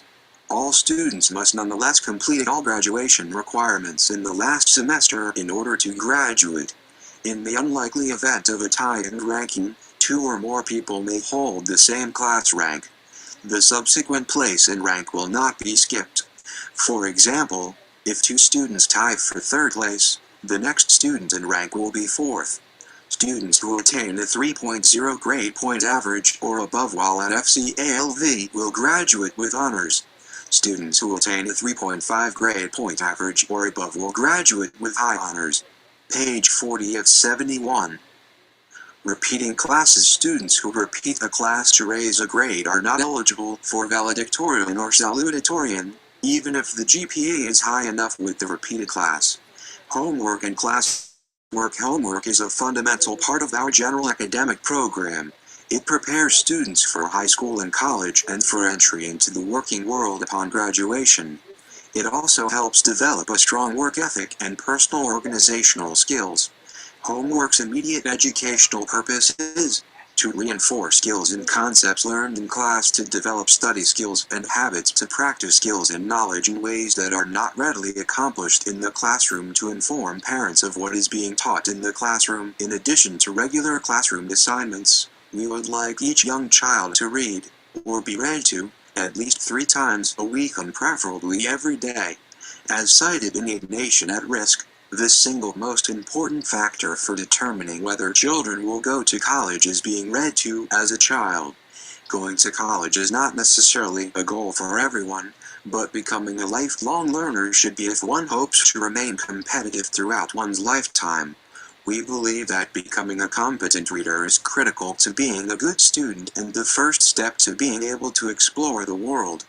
By reading to your child, you encourage your child's growth and strengthen family ties. By making sure your child is reading at home, you are directly contributing to his education. By reading in front of your children, you model good habits and reinforce your expectations. Instruction is expected to take place in the classroom, and homework will serve as a means of reinforcing material already learned. Time spent on homework may vary depending on the work assigned on a given day, the schedule, the student's organizational skills and study habits, and the nature of the assignments. Students are expected to learn how to use their time effectively to complete the required work at each grade level. Parents are expected to support their children in this endeavor. Advanced or honors classes may require additional homework time. For poor or incomplete work, teachers may require students to redo an assignment. Whether such work is given any credit is left to the discretion of the teacher. Homework is an essential part of education. The majority of class time should be spent in instruction and dialogue. Homework is reserved mainly for reading and meaningful independent activities that provide for practice of content learned in class, preparation for upcoming lessons, or work on long-term assignments such as essays, reports, presentations, etc. Students at Fcalv will be assigned homework on a regular basis. It is an integral part of the school program and aids students in advancing their studies. We ask parents to help communicate to students the importance of establishing a silent and distraction-free environment, free from intrusion of family members and media for completing all homework. Students are expected to complete the homework assigned, and parents are expected to monitor their child's homework activity. All assignments must be turned in on time. Half credit will be given for assignments that are 1 day late. No credit will be given for work turned in more than 1 day late. Most importantly, the learning process will be hindered when homework is not turned in on time or on a consistent basis. Homework will always be expected to be completed and turned in even if no credit is given. Page 41 of 71. Parents will be required to meet with the teacher and principal's designee if a student is consistently failing to complete assigned homework. Make UP work. It is the responsibility of the student to make up missed classwork and homework after any absence, planned or due to illness, within 1 week of absences. Students should visit the Fcalv website to access individual teachers' assignments and due dates. Students or parents' guardians are allowed 3 school days to request missing homework and/or classwork upon returning from an excused absence. A calendar week after the return from a student's absence will be allowed for the assignments to be completed and submitted. During periods of unexcused absence, homework will not be provided for the student and therefore no credit will be given for missed assignments. Missed work due to absence must be completed and submitted within 1 week of the absence. Asterisk refer to attendance policies for additional information. An absence on the due date of a major assignment, essay, lab report, etc., or exam may not extend the due date of that assignment. The student should expect to submit the work and/or make up the exam on the day of his or her return. Absences during the preparation time of a major assignment may not extend the due date. Assignments taken home before or during a prearranged absence are due the day the student returns to class. Page 42 of 71. Lunch and learn students in grades 6-12 are scheduled a 50-minute lunch and learn time. This time coincides with teacher office hours and is intended to be used as an opportunity to communicate with teachers and receive additional instructional support as needed. Students are required to be either in the lunchroom or in a teacher's classroom during the lunch and learn period. Reporting student progress. For students to be successful, both they and their parents should be informed of their standing in class. In addition to the regular grading of assignments, the following means will be employed to inform parents of their students' academic progress. 1. If a student is determined to be significantly below grade level in any subject, a meeting will be scheduled with a parent, the teacher, and school counselor. 2. Quarterly and semester report cards will be mailed or sent home with students. 3. Parents will have the ability to review student progress via the parent portal in Infinite Campus. 4. Parents may request a progress report be hand-carried by students weekly, provided a formal parent-teacher conference has been held. Grades will be posted within 7 school days after the due date unless otherwise notified by the teachers on the syllabus. Missing assignments can be monitored by parents on Infinite Campus. Parents are encouraged to notify the teacher if there is no assignment grade information for a particular academic subject or course. Report cards. Student report cards are completed at the end of each quarter and given to students to take home. Final report cards will be available for pickup in the Fcalv office by June 15th. Report cards not picked up by the deadline will be mailed. Mid-quarter reports.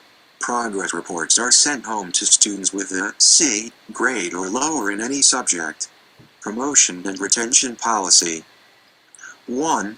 Kindergarten students generally spend 1 year in kindergarten and are promoted to first grade at the end of the year. In some instances, individual students may benefit from a second year in kindergarten. Fcalv uses the light retention scale to help make that determination. In these instances, teachers, the principal and/or counselor may make this recommendation to parents or guardians. Unapproved absences of 20 days or more will be one of the considerations for retention. Because of Nevada school law concerning first grade entrance age, parents or guardians' consent is needed before this recommendation can be executed. 2. Grades 1-5. The general practice is that students are promoted to the next grade at the end of the school year. However, progress should be continuous and student advancement through the curriculum should be according to the student's demonstrated ability rather than the student's age in years or school. Unapproved absences of 20 days or more will be one of the considerations for retention. Before any student may be retained in the same grade, the student's teacher and principal must make a reasonable effort to arrange a meeting with the parents or guardians to discuss the reasons and circumstances for retention. Fcalv uses the light retention page 43 of 71 scale to help make that determination. The teacher and principal, in joint agreement, have the final authority to retain a student. 3. Grades 7-8. A pupil in grade 7 must complete 1 semester with a passing grade in mathematics, English or reading, science, and social studies for promotion to 8th grade. The principal has the authority to determine the courses that need to be repeated. No student may be retained more than once in the same grade. A pupil in grade 8 must complete 3 semesters with a passing grade in mathematics, 3 semesters with a passing grade in English or reading, 2 semesters with a passing grade in science, and 2 semesters with a passing grade in social studies during the 7th and 8th grade years for promotion to high school. 4.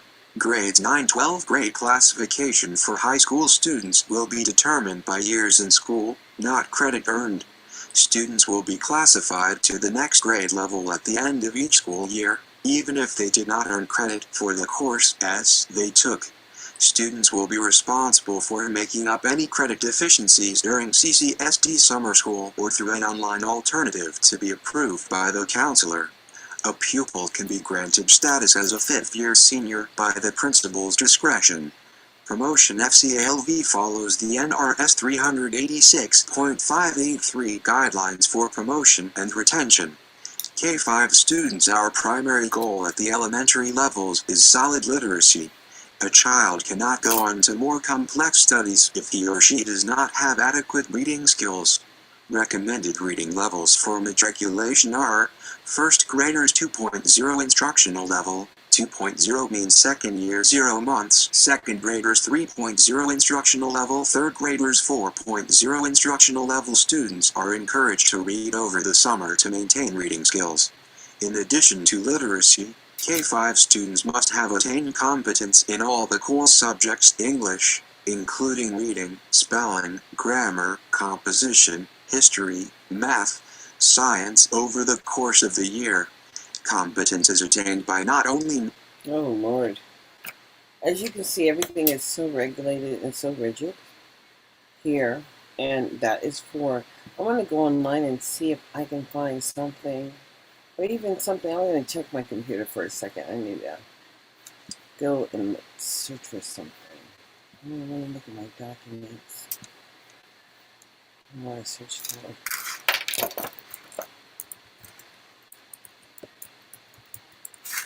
Small schools.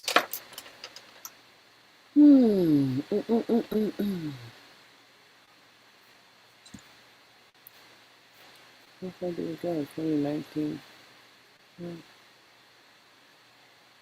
What is that one? No, we could do that one. We can do that one. What is this?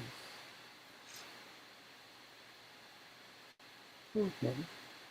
Let's open this document.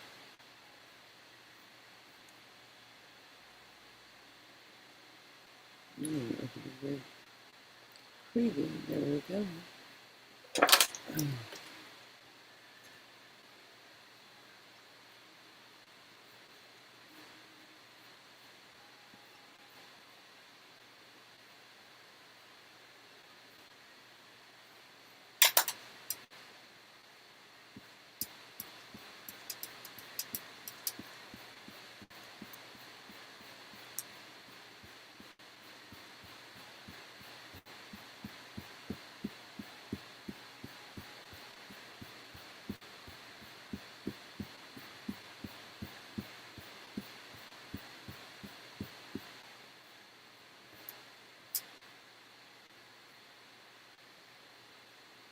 How to use this tool. The Moving Toward Equity Data Review tool and supporting resources are designed to be used electronically by a small internal team of state education agency staff to identify available and relevant equitable access metrics, analyze the policy implications of these data, and present the findings to a variety of audiences effectively.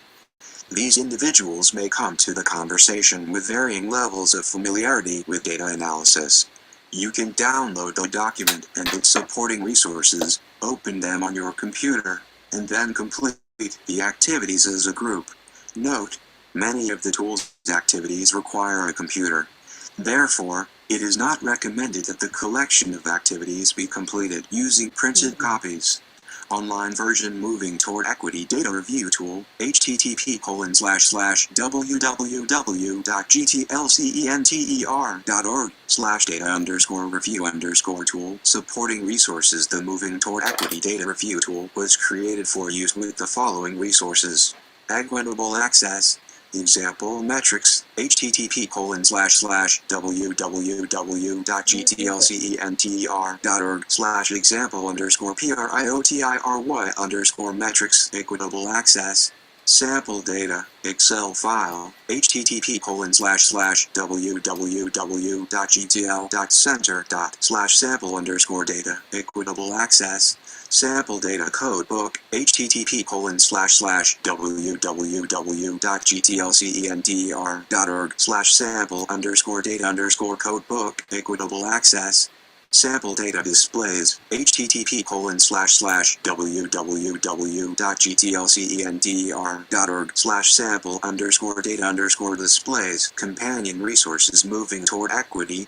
Stakeholder Engagement Guide, http://www.gtlcenter.org/stakeholder_engagement_guide, Moving Toward Equity, Root Cause Analysis Workbook, http://www.gtlcenter.org/root_cause_analysis. GTL Center staff are available to provide Cs with direct technical assistance in using this tool and other resources, including stakeholder engagement tools and the talent development framework for 21st century educators. Moving toward state policy alignment and coherence. http://www.gtlcenter.org/talent_development_framework. For more information, please contact Ellen Sherratt at sherratt@air.org. Moving toward Equity Data Review Tool. Getting started with Equitable Access Data November 2014 1000 Thomas Jefferson Street NW Washington, District of Columbia, 20007-335-877-322-8700, www.gtlcenter.org. Copyright sign 2014 American Institutes for Research. All rights reserved. This work was originally produced in whole or in part by the Center on Great Teachers and Leaders with funds from the U.S. Department of Education under Cooperative Agreement Number S283B120021. The content does not necessarily reflect the position or policy of the Department of Education, nor does mention or visual representation of trade names, commercial products, or organizations imply endorsement by the federal government. The Center on Great Teachers and Leaders is administered by American Institutes for Research and its partners, the Council of Chief State School Officers and Public Impact. www.air.org 3220B_11/14. Contents page introduction. 1. About this tool. 1. Overall instructions. 2. Section 1. Considering equitable access example metrics. 3. Step 1.1. Identify equitable access metrics. 3. Step 1.2. Analyze data and assess quality. 3. Step 1.3. Create equitable access metrics. 5. Section 2. Interpreting your state's equitable access data. 7. Step 2.1. Examine available data. 7. Step 2.2. Connect quantitative data to practical solutions. 8. Section 3. Using your state's equitable access data. 12. Step 3.1. Review methods for displaying data. 12. Step 3.2. Connect the review of data to a root cause analysis. 12. Introduction. On July 7, 2014, the U.S. Department of Education launched the Excellent Educators for All initiative to help states and school districts support great educators for the students who need them most. This initiative is founded upon the results from several recent studies from the Institute of Education Sciences, IS1, and data from the U.S. Department of Education's Office for Civil Rights, 2, demonstrating that inequities in access to great teachers and leaders continue to persist across the United States. Students of color, from low-income families, from rural communities, with disabilities, with limited English proficiency, or who are behind academically are less likely than their peers to have access to great teachers and school leaders. The causes of these inequities vary by place and context, with numerous policy, practice, economic, and sociocultural factors at play. Because of the multiple causes of inequities in access to great teaching and leading, it is crucial that a robust menu of high-quality metrics be collected and analyzed to support the development of policy solutions. The Excellent Educators for All initiative calls for states to submit comprehensive educator equity plans describing the steps that state education agencies (SEAs) will take to ensure that children from poor and minority backgrounds are not taught at higher rates than other children by inexperienced, unqualified, or out-of-field teachers. In his July 2014 letter to Chief State School Officers, 3, Education Secretary Arne Duncan stated that, to prepare a strong plan, each SEA will analyze what its stakeholders and data, emphasis added, have to say about the root causes of inequities. The Moving Toward Equity Data Review tool provides step-by-step considerations to help your SEA prepare to engage in a collaborative process to identify available and relevant equitable access metrics, analyze the policy implications of these data, and present the findings to a variety of audiences effectively.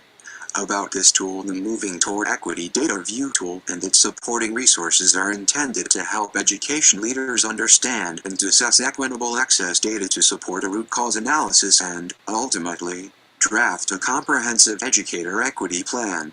Assessment of state data is vital to determine the root causes behind the lack of access to effective teaching and leading for students from disadvantaged backgrounds, and to address those challenges. The activities in this tool introduce relevant metrics, increase staff capacity for analyzing equitable access data, and provide tools to communicate what the data suggest about the equitable access challenges in your state. 1. The IES brief outlining these studies is available online. http://ies.ed.gov/nce/pubs/20144010.pdf/20144010.pdf. 2. This data snapshot from the Office for Civil Rights is available online. http://www.ed.gov/about/offices/list/ocr/crdc-teacher-equity-snapshot.pdf. 3. The letter to Chief State School Officers from Secretary Duncan is available online. http://www.ed.gov/policy/lc/gd/secletter/140707.html. Center on Great Teachers and Leaders Moving Toward Equity Data Review Tool, Horizontal Bar 1. Overall instructions. This tool is structured around a number of guiding questions and organized by specific activity goals into the following 3 sections. Section 1. Considering equitable access example metrics. Section 2. Interpreting your state's equitable access data. Section 3. Using your state's equitable access data. These sections provide guiding questions that are intended to help education leaders deepen their understanding of equitable access metrics, strengthen their capacity to analyze equitable access data and the story that these data tell, overcome common mistakes made when drawing inferences from equitable access data, effectively communicate findings from analysis of equitable access data, plan and track progress as they work to ensure that all students have equitable access to effective teaching and leading. Center on Great Teachers and Leaders Moving Toward Equity Data Review Tool, Horizontal Bar 2. Section 1.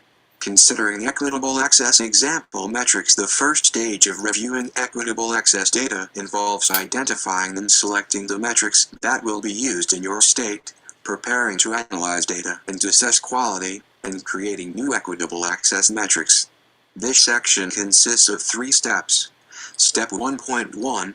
Identify equitable access metrics. The first step in the data review process is determining what data elements you want and which elements you have available.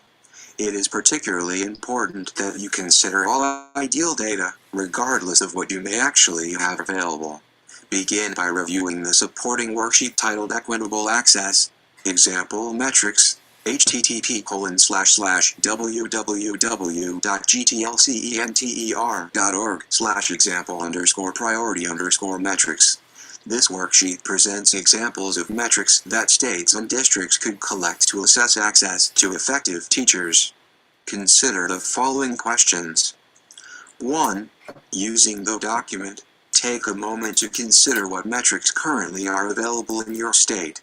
Which metrics are most meaningful in your state's context? Which of those that are available but not meaningful still have a place in your state's equity planning? What would it take to obtain those metrics that are meaningful but are not available? 2. For the metrics that your state doesn't have but ought to have, what specific steps would your state need to take to obtain them? 3. What would be a meaningful way to consider these metrics by school poverty status? For example, is comparing the percentage of teachers exhibiting these attributes at high poverty and low poverty schools, the top and bottom quartile of free or reduced price lunch eligibility, meaningful? Is there another approach that could be more meaningful? Does the same hold true for considering equitable access of minority, low-performing, special needs, English language learner, or other populations of students? 4. Would it be meaningful to consider these metrics by rural communities or other geographic and regional contexts? 5.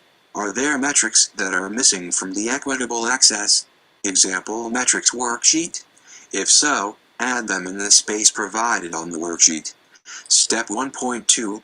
Analyze data and assess quality. Note: those with expertise in data analysis may want to skip this section because they will already be familiar with the topics covered, bearing in mind that it may be difficult to immediately access all of the available data and put these data in a format that allows all elements to be easily analyzed.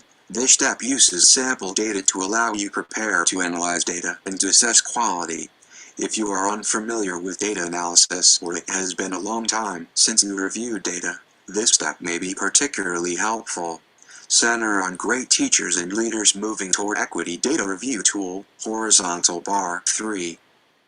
Begin by reviewing the supporting Excel data file titled Equitable Access Sample Data. http://www.gtlcenter.org/sample_data and the corresponding equitable access sample data code book. http://www.gtlcenter.org/sample_data_code book. The data in these resources represent 3 hypothetical districts that are adjacent geographically: Districts A, B, and C. As a team, look at the data for hypothetical districts A, B, and C to preliminarily analyze these sample data and to assess the quality. Then respond to the following questions about data anomalies or challenges. 1. Are there any values that seem illogical or unusual? How might this be explained? 2. How complete is the Excel data file? Are there any values missing? 3. Are any variable definitions in the codebook unclear? Is there any additional information you would need to know about how a particular variable is defined, e.g., the precise definition of alternative certification? 4. In District 8, value-added measure, VAM, data are disaggregated by reading and math, while in Districts B and C, these data are presented in the aggregate. Do you think disaggregating data by subject area is necessary or helpful? Why or why not? Next, respond to the following questions about analyzing trends and patterns. 1. Which district is the most high poverty? The least high poverty? 2. How do teachers' effectiveness ratings compare to the poverty levels of their schools? VAM ratings. 3. Which district has the highest percentage of teachers with 3 years of experience or less? 4. For District 8, what can you conclude from the retention data? What does this information tell you about inequitable access in this district, if anything? 5.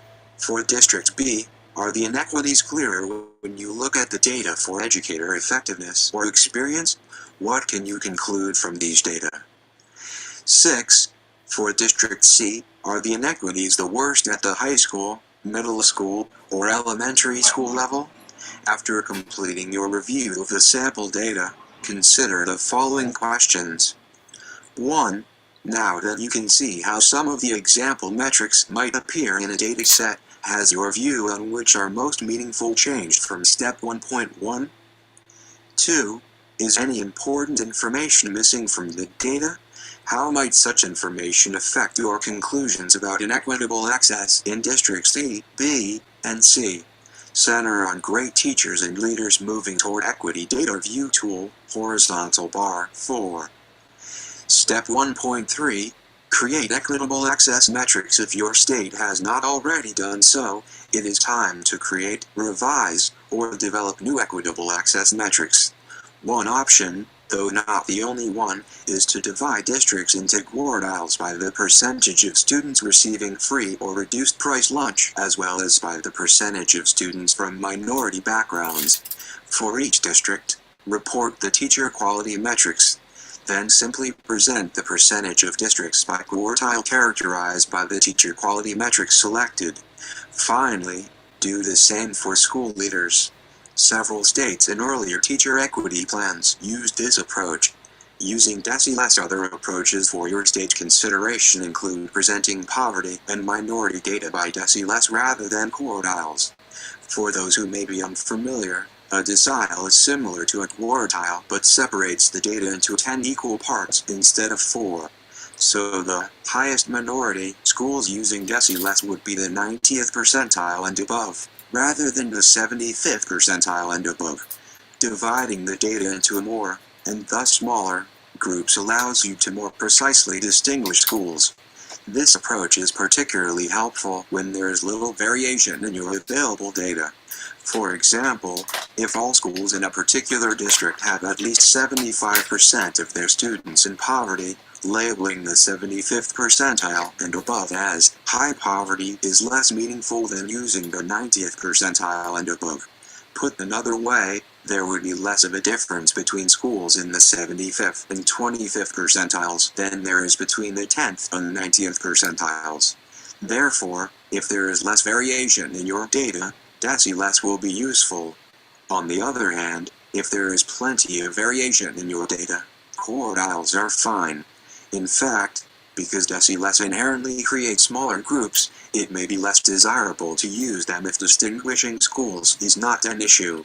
In fact, as the group gets smaller, the label high poverty begins to include less schools and may leave out schools that should be included in that category. In the end, the decision of whether to use quartiles or deciless or another percentile is subjective. The context of your state and the nature of your poverty and minority populations, as well as personal preference, will likely determine which is used. Example, New York Table 1, from the New York 2006 Equity Plan, organized local education agency, LEA, poverty rates by deciless. This is one illustration of how deciless could be used to display these data. Center on great teachers and leaders moving toward equity data view tool, horizontal bar 5. Table 1. New York data source, New York State Department of Education Center on Great Teachers and Leaders Moving Toward Equity Data Review Tool, horizontal bar 6. Section 2. Interpreting your state's equitable access data. The second stage of reviewing equitable access data involves interpreting your state's equitable access data and identifying the policy implications that should inform your state's comprehensive educator equity plan. This section consists of 2 steps. Step 2.1.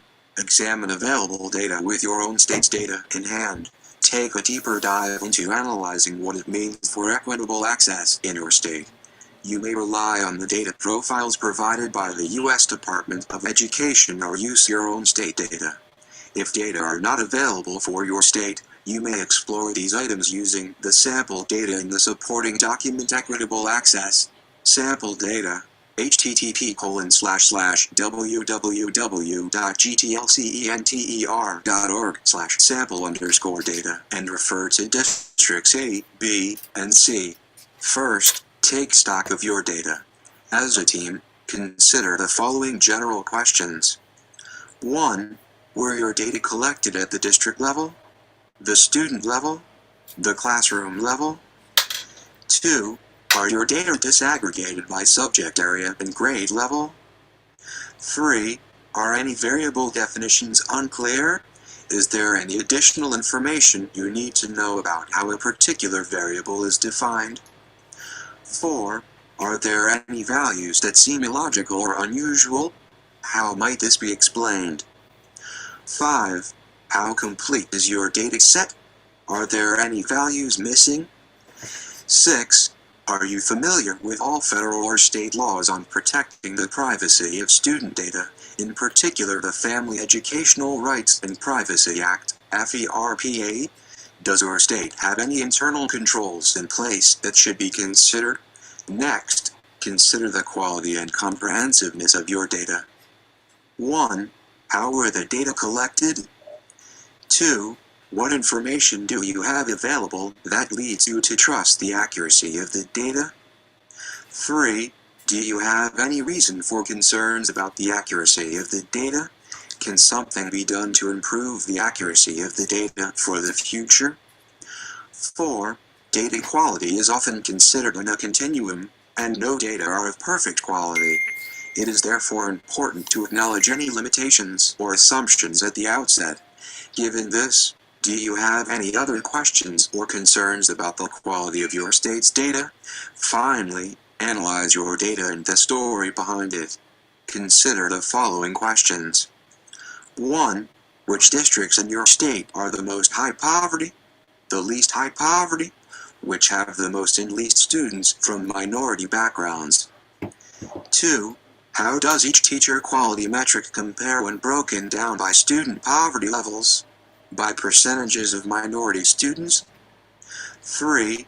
How do the most meaningful metrics that you identified earlier compare when broken down by poverty and minority status? Center on great teachers and leaders moving toward equity data review tool, horizontal bar 7. 4. Are the trends that you see with different metrics aligned with or in conflict with one another? E.g., are these the same districts doing best worst for each metric, or are some districts strong according to certain metrics and other districts strong in terms of other metrics? If the different metrics do not depict similar results, how can this contradiction be explained? E.g., demographic trends, recent policies. 5.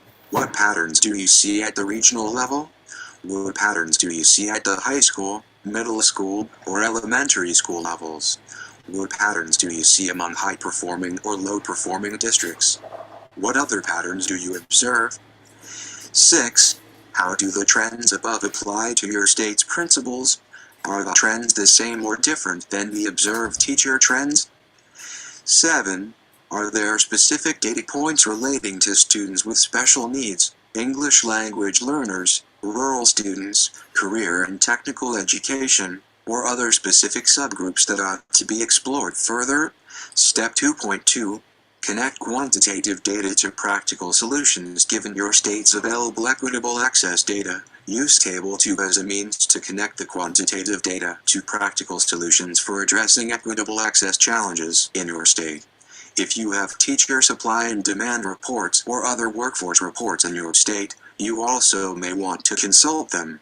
Equitable access challenges. Note that inequitable access can be the result of challenges in the pipeline, i.e., expected supply of new teachers, challenges with recruitment to specific schools and districts, challenges with performance effectiveness, or challenges with retention.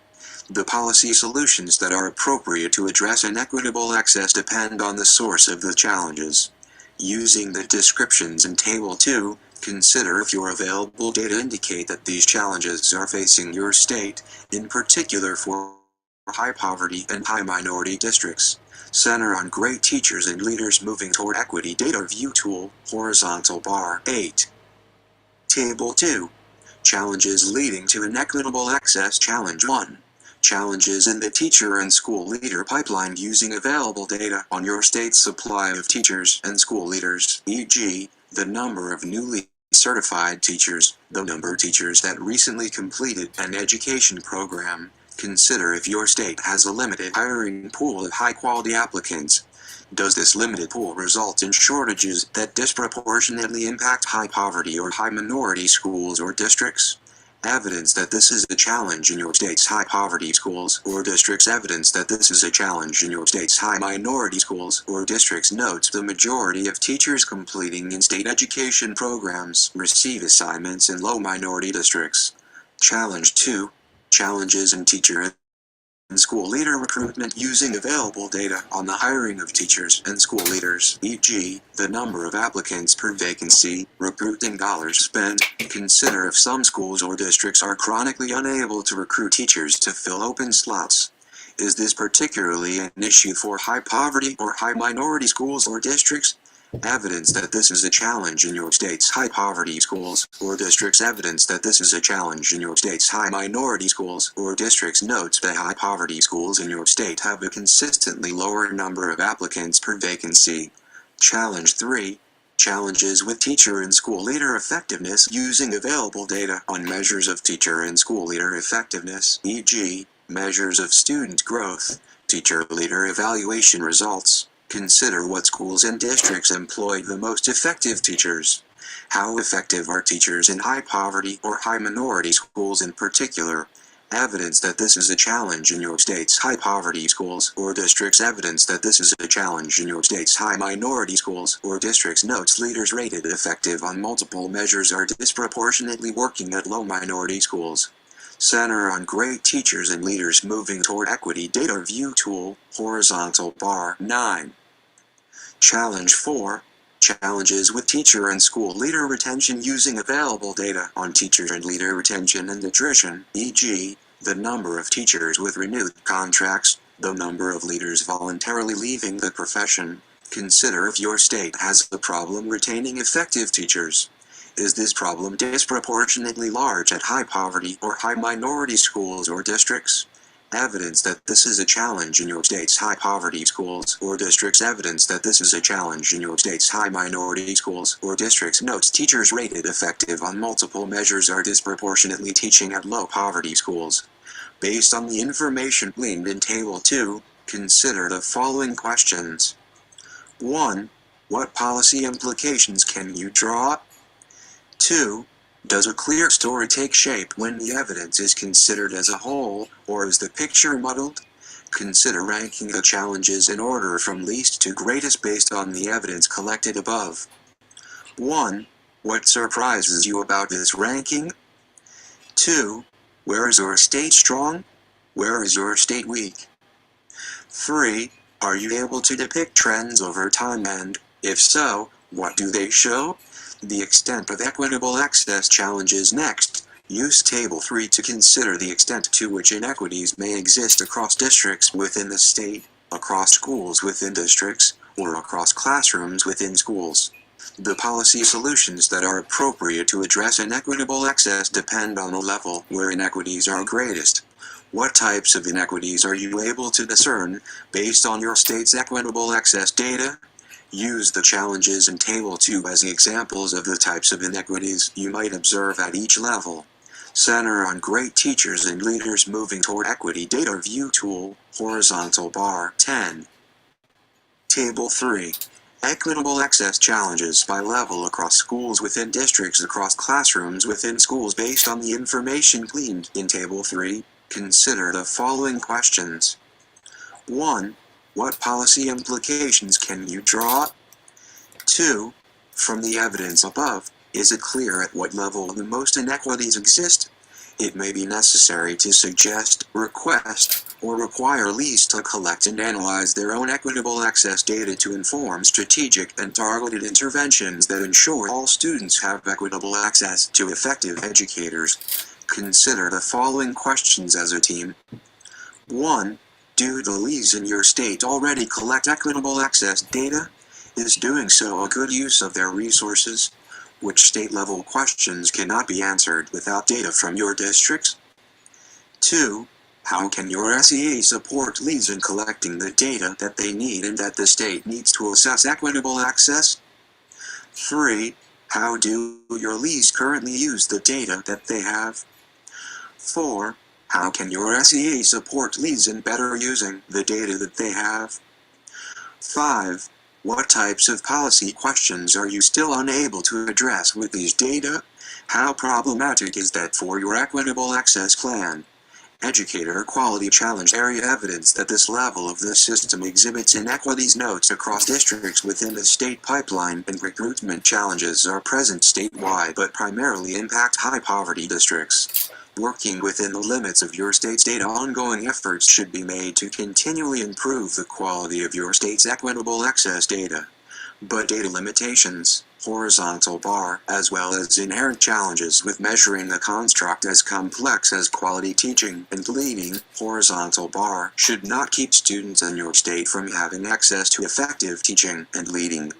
If your state has not yet evaluated the validity of its educator evaluation system, if your state has found through an evaluation of the educator evaluation system that there are some problems with rating accuracy or consistency that must be addressed, or if for any other reason the quality of data collected by your LEAs or SEA is not yet where it needs to be, do not let these challenges immobilize your state.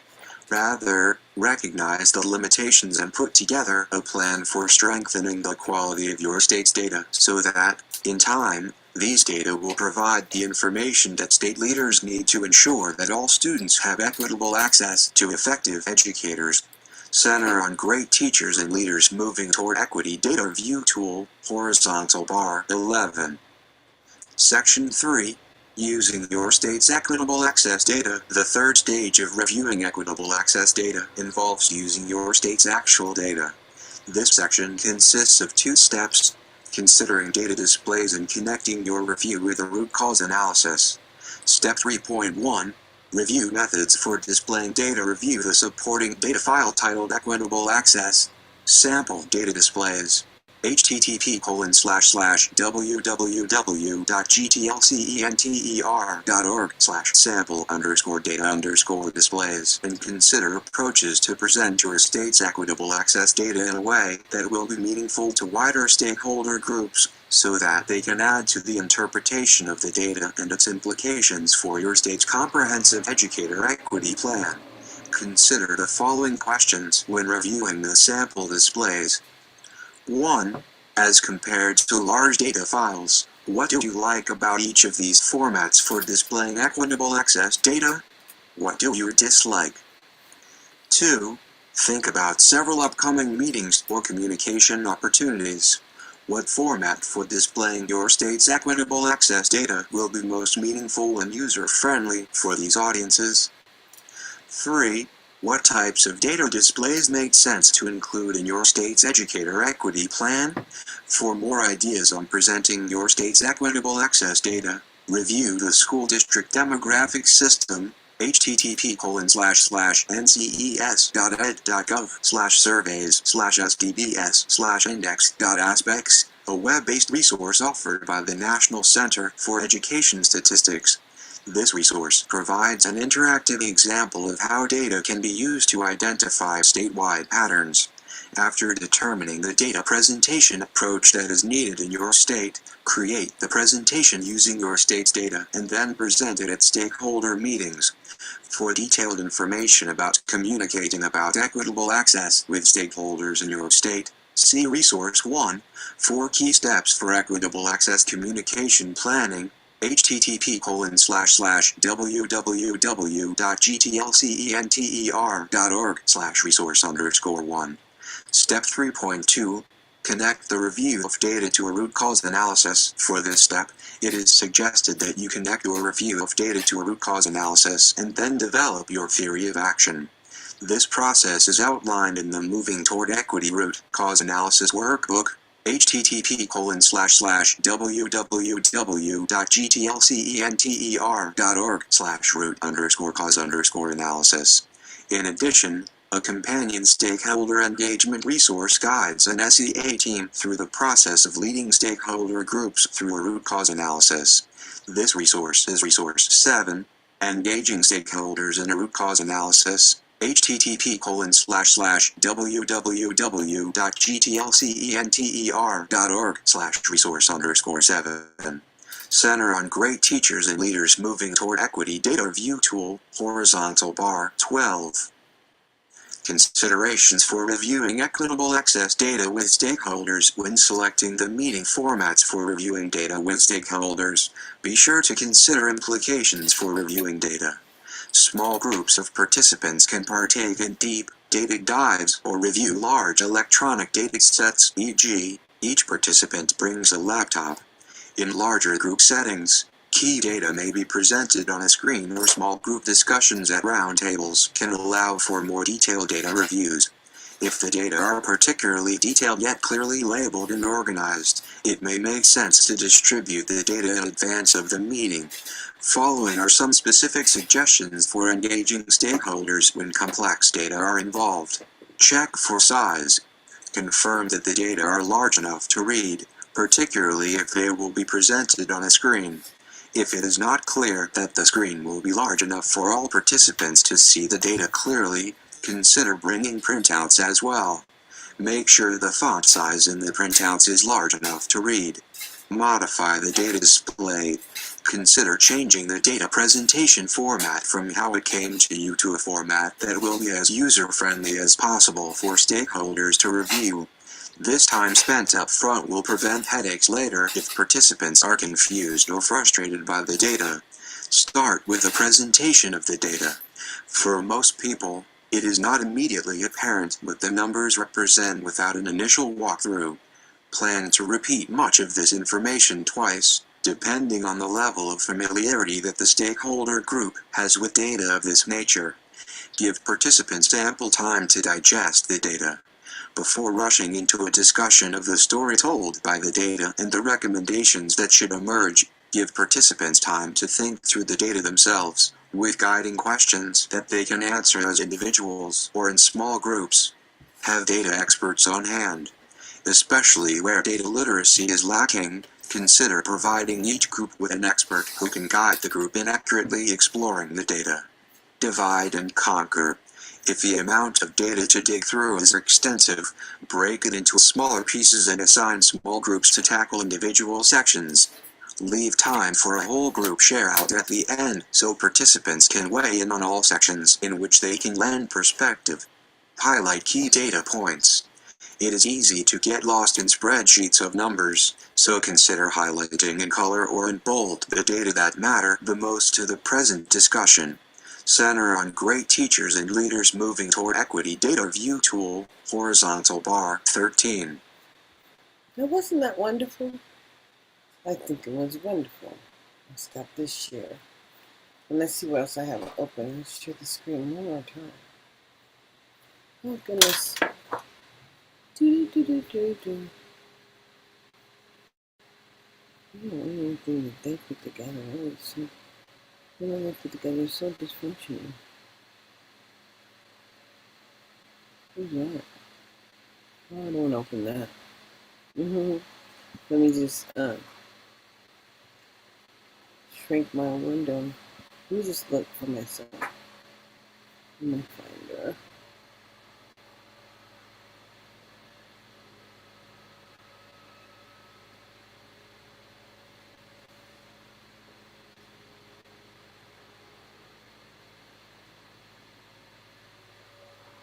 No, this is interesting. We'll open this one. I'll open it. Open with preview. Here we go. Now I'm going to go back and share the screen one more time here.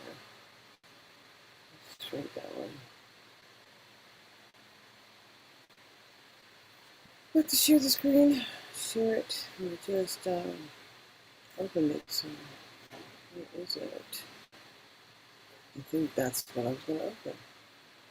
That is exactly it. This is exciting because this is guidance on the maintenance of effort requirements under the Elementary and Secondary School Education Act, really fun.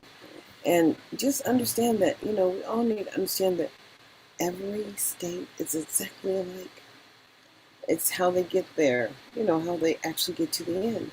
But if they're not providing support for the children who are generating the money that live in your state, and we're on top of the federal money, and as you can see, I'm trying to get you to understand how the dollars are allocated for every state. But yes, they support those needs. And it is for the state to put in money to ensure that their half is supported also. Let's see. Well,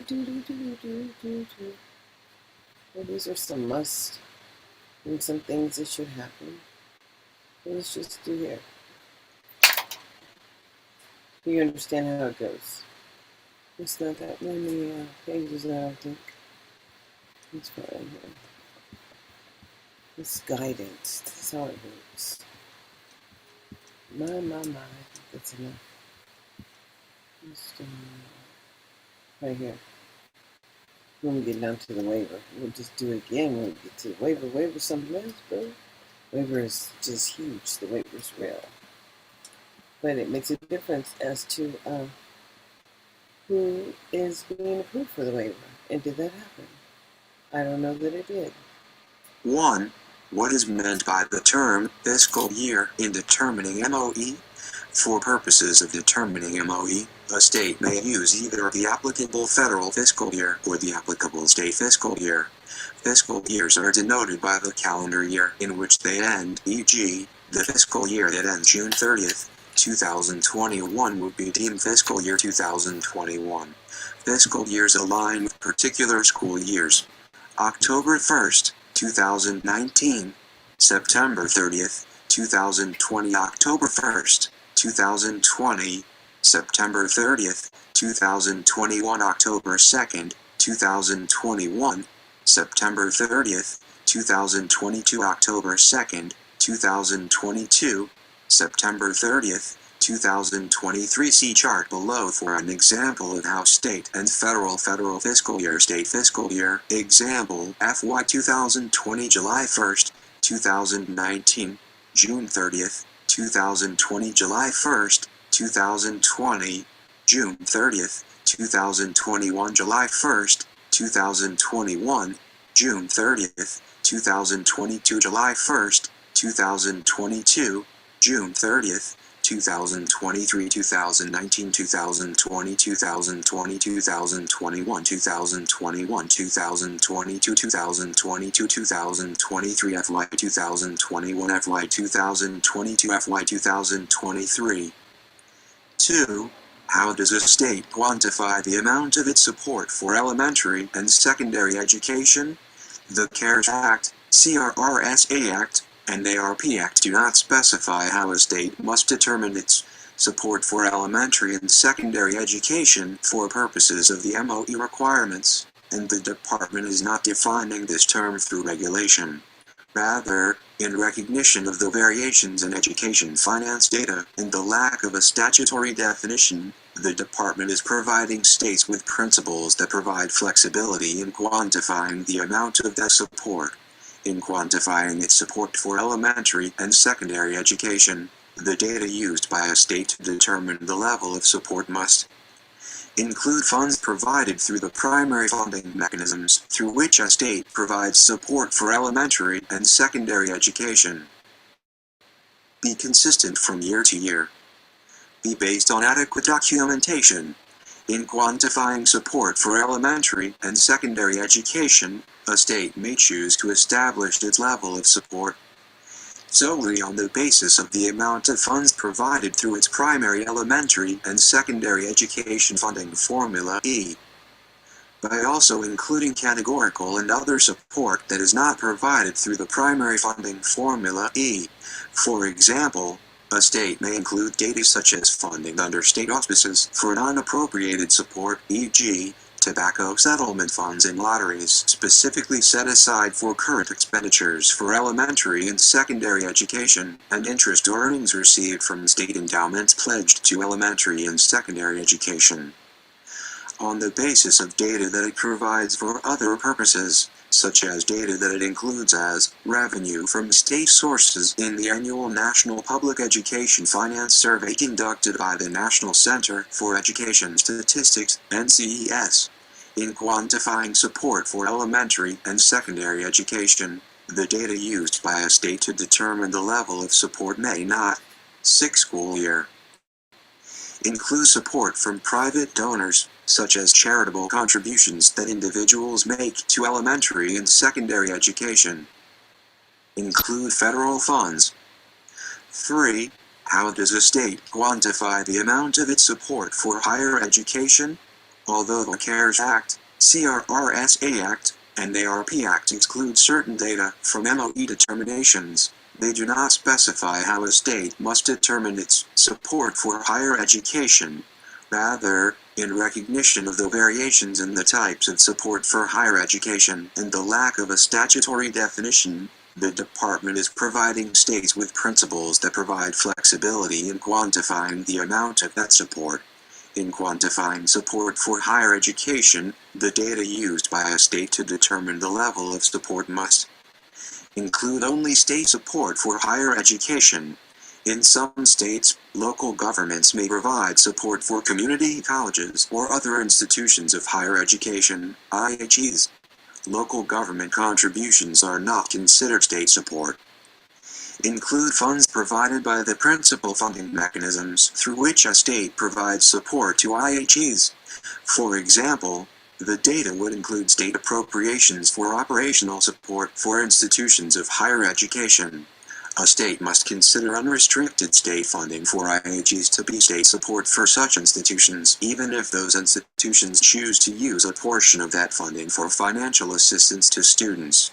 This financial assistance is not considered to be tuition and fees paid by students or direct state support to students. Include state need-based financial aid. Be consistent from year to year. Be based on adequate documentation that substantiates the levels of support that it has used in making MOE calculations. In quantifying support for higher education, the data used by a state to determine the level of support may include data in addition to that provided in the appropriations enacted by the state legislature for IHEs.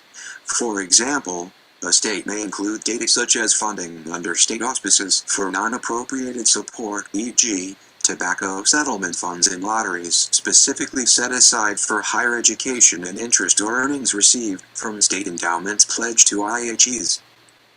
Include state appropriations to IHEs for financial assistance programs, both need-based and merit-based, to defray the costs of tuition and fees paid by students when the appropriated funds flow directly to the IHEs.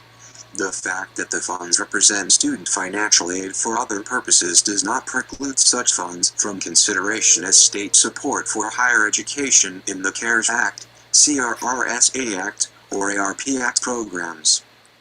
Include state appropriations for dual enrollment or early college programs. In quantifying support for higher education, the data used by a state to determine the level of support may not include support for capital projects, research and development, or tuition and fees paid by students. If a state provides unrestricted state funding to IHEs and does not make separate appropriations for Capital 7 expenditures or research and development, the state must estimate the amount of capital expenditures and research and development expenditures to be excluded from the unrestricted funding. Support from private donors, such as charitable contributions that individuals make to IHEs. This also includes corporate contributions for IHEs, such as payments that a corporation makes for stadium naming rights. Federal funds, including higher education emergency relief funds. 4. How does a state quantify the amount of overall spending for a given fiscal year? For CRRSA Act and ARP Act MOE requirements, a state must quantify the amount of its overall spending during the baseline years, i.e., FYs 2017, 2018, and 2019, as well as during the year S in which the state must maintain effort, i.e., FY 2022 for the CRRSA Act and FYs 2022 and 2023 for the ARP Act. A state's overall spending in a given year includes not only a state's actual expenditures on elementary, secondary, and higher education, but also expenditures on all other activities and services that it supports with state funds, e.g., public welfare, public health, public safety, and transportation. A state's overall spending does not include expenditures of federal funds or generally funds from restricted sources, e.g., settlement funds, highway funds, or wildlife funds. A state may not use final appropriated or allocated amounts that differ from actual state expenditures. Furthermore, a state's overall spending may differ from its initial appropriated amounts or the revenues that a state generates each year. 5. Must a state use the same data sources each year to determine state support for elementary and secondary education, state support for higher education, and overall state spending? The data the state uses for purposes of the MOE requirements must be consistent from year to year. As a result, a state must use the same data sources to determine state support for elementary and secondary education and for higher education across fiscal years. Similarly, a state must use the same data sources in determining overall state spending for the baseline years in FYs 2022 and 2023. A state may update previously submitted MOE data and incorporate data from other sources as long as it continues to use the same data sources across fiscal years. A state may update previously submitted CARES Act MO data through May 17, 2021. 6. May the Secretary waive the MOE requirements in the CARES Act, the CRRSA Act, and the ARP Act? Yes. Under the waiver authority in Section 2004A2 of the ARP Act, the Secretary may waive any MOE requirements associated with the Education Stabilization Fund, e.g., CARES Act, CRRSA Act, and ARP Act MOE requirements, for the purpose of relieving fiscal burdens incurred by states in preparing for, and responding to the coronavirus. Accordingly, in the context of the factors described below in FAQ 8, this standard applies to MOE waivers under Section 2004A1 of the ARP Act, Section 18008B of the CARES Act, and Section 317B of Division M of the CRRSA Act. 7. What information must a state provide to request an MOE waiver under the CARES Act, the CRRSA Act, and the ARP Act?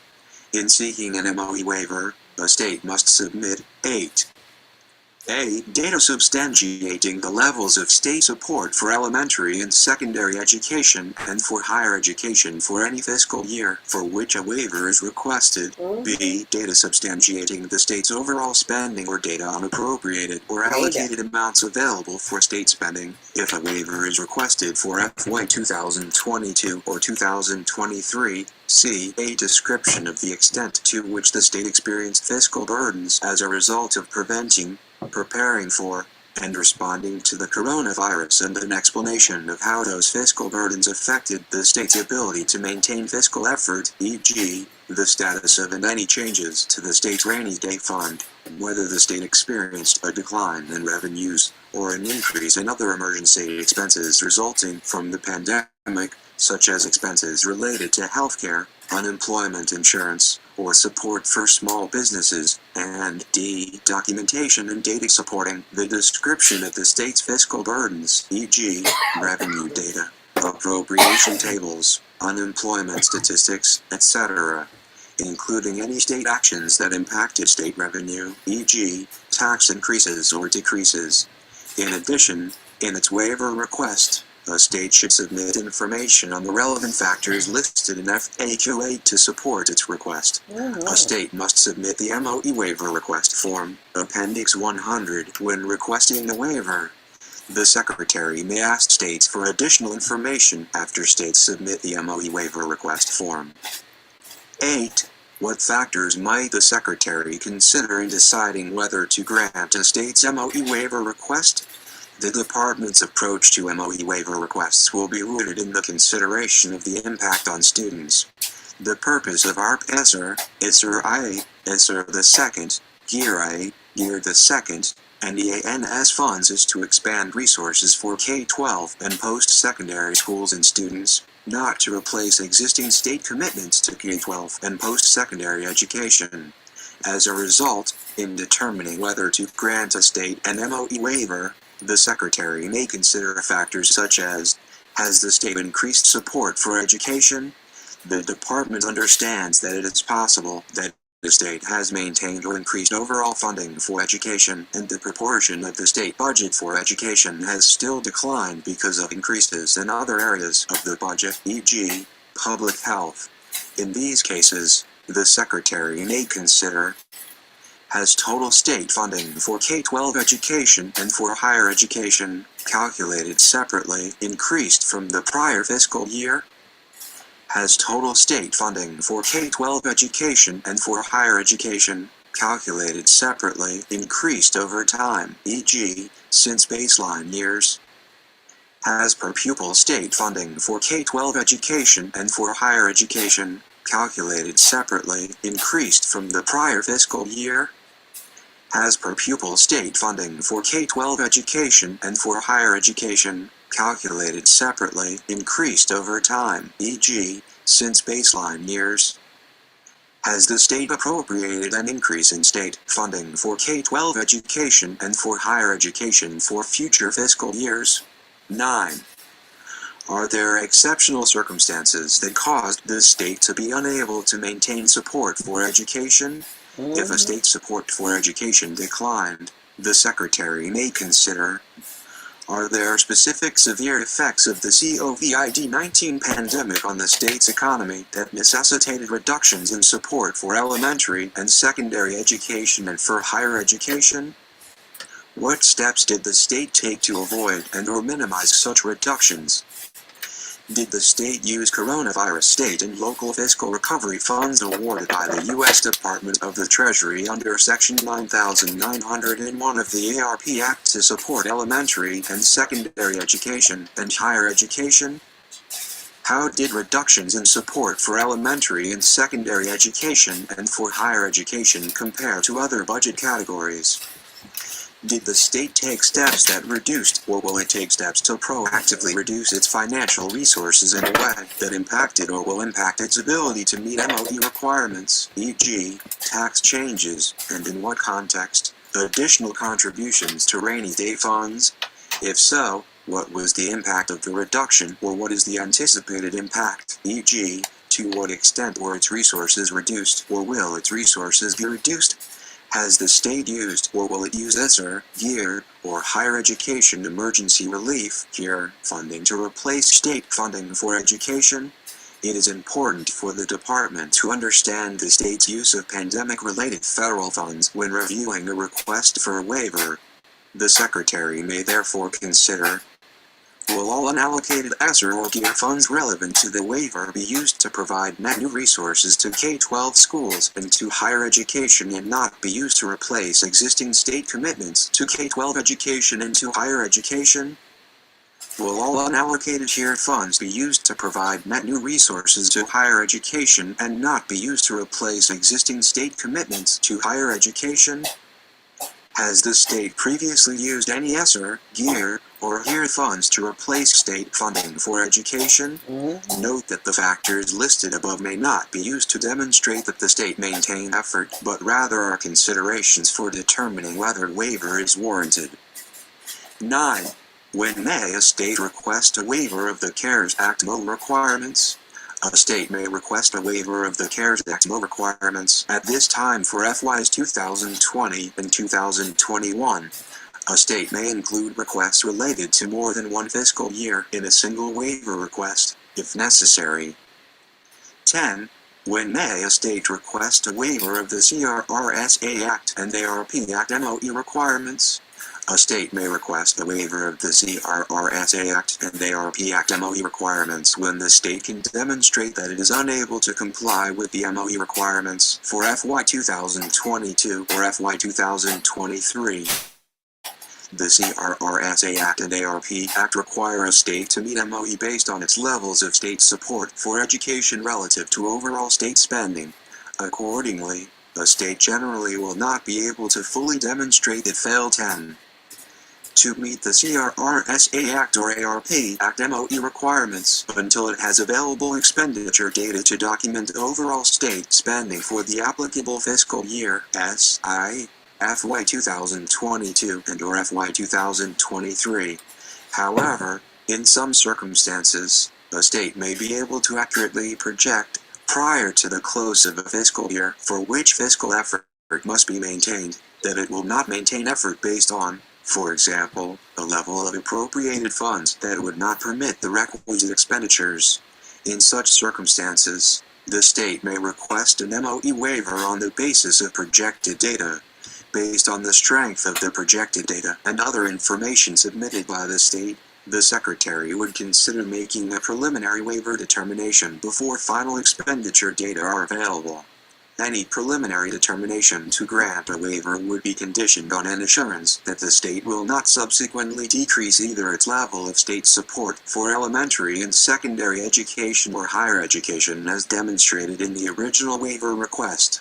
That preliminary waiver determination would become the Secretary's final determination after the state submits final expenditure data and demonstrates that it met the condition on levels of state support. 11. How may a state request a waiver of the MOE requirements under the CARES Act, CRRSA Act, or ARP Act? A state must submit its waiver request to the department using the MOE waiver request form, Appendix 100, and submitting the form through its state mailbox, which is state.oes@ed.gov. 12. What enforcement actions may the Secretary take if a state fails to maintain fiscal effort and does not receive a waiver? If a state fails to meet the MOE requirements and does not request and receive an MOE waiver, the department has available a range of enforcement options. For example, the department could seek recovery of funds under Section 452 of the General Education Provisions Act, GEPA, and withhold the remaining amount of a state's GEAR I&2, ESSER I&2, EANS, and NARP ESSER awards, as applicable, under Section 455 of GEPA. 11. Appendix 8, Calculating MOE under CARES Act, CRRSA Act and ARP Act Worksheet CARES Act, Section 18008, CRRSA Act, Division M, Section 317, and ARP Act, Section 2004A, State Sources of MOE Data State Support Data. A state may use either actual state expenditure data or data representing final appropriated or allocated amounts for both the baseline levels and the applicable comparison level, FY 2020 and FY 2021. State support data. A state may use either actual state expenditure data or data representing final appropriated or allocated amounts for both the baseline levels and the applicable comparison level, FY 2022 and FY 2023. State overall spending data. A state must use data on actual state expenditures to demonstrate overall spending. A state may not use final appropriated or allocated amounts. Calculation of MOE baselines. Elementary and secondary education baseline. 1. Determine state support for elementary and secondary education for each of FYs 2017, 2018, and 2019. 2. Average the state support for elementary and secondary education for these 3 fiscal years. Example, state support for elementary and secondary education. 2017, $75, 2018, $125, 2019, $100 elementary and secondary education baseline, average equals $75 plus $125 plus $100, 3 equals $100 higher education baseline.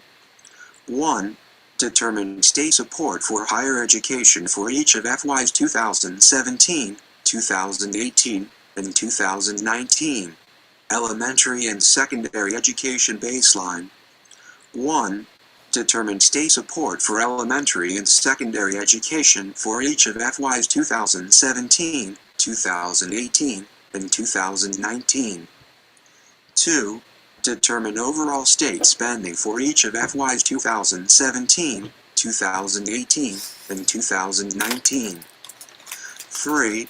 Calculate the percentage of total state spending that is used to support elementary and secondary education for each of the 3 fiscal years by dividing the state support for elementary and secondary education by the state's overall spending for each of the 3 fiscal years.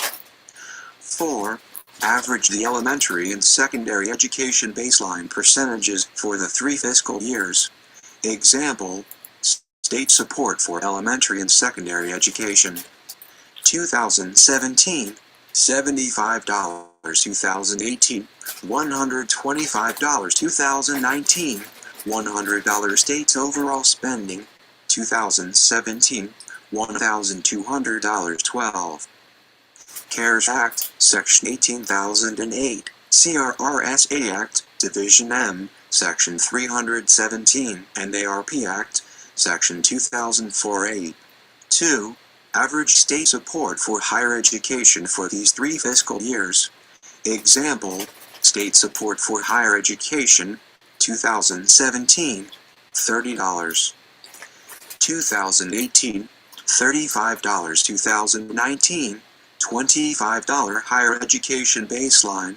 Average equals $30 plus $35 plus $25. 3 equals $30. 2018, $800. 2019, $1,000. 1. Calculate the percentage of total state spending that is used to support elementary and secondary education. 2017, $75. $1,200 equals 6.3%. 2018, $125. $800 equals 15.6%.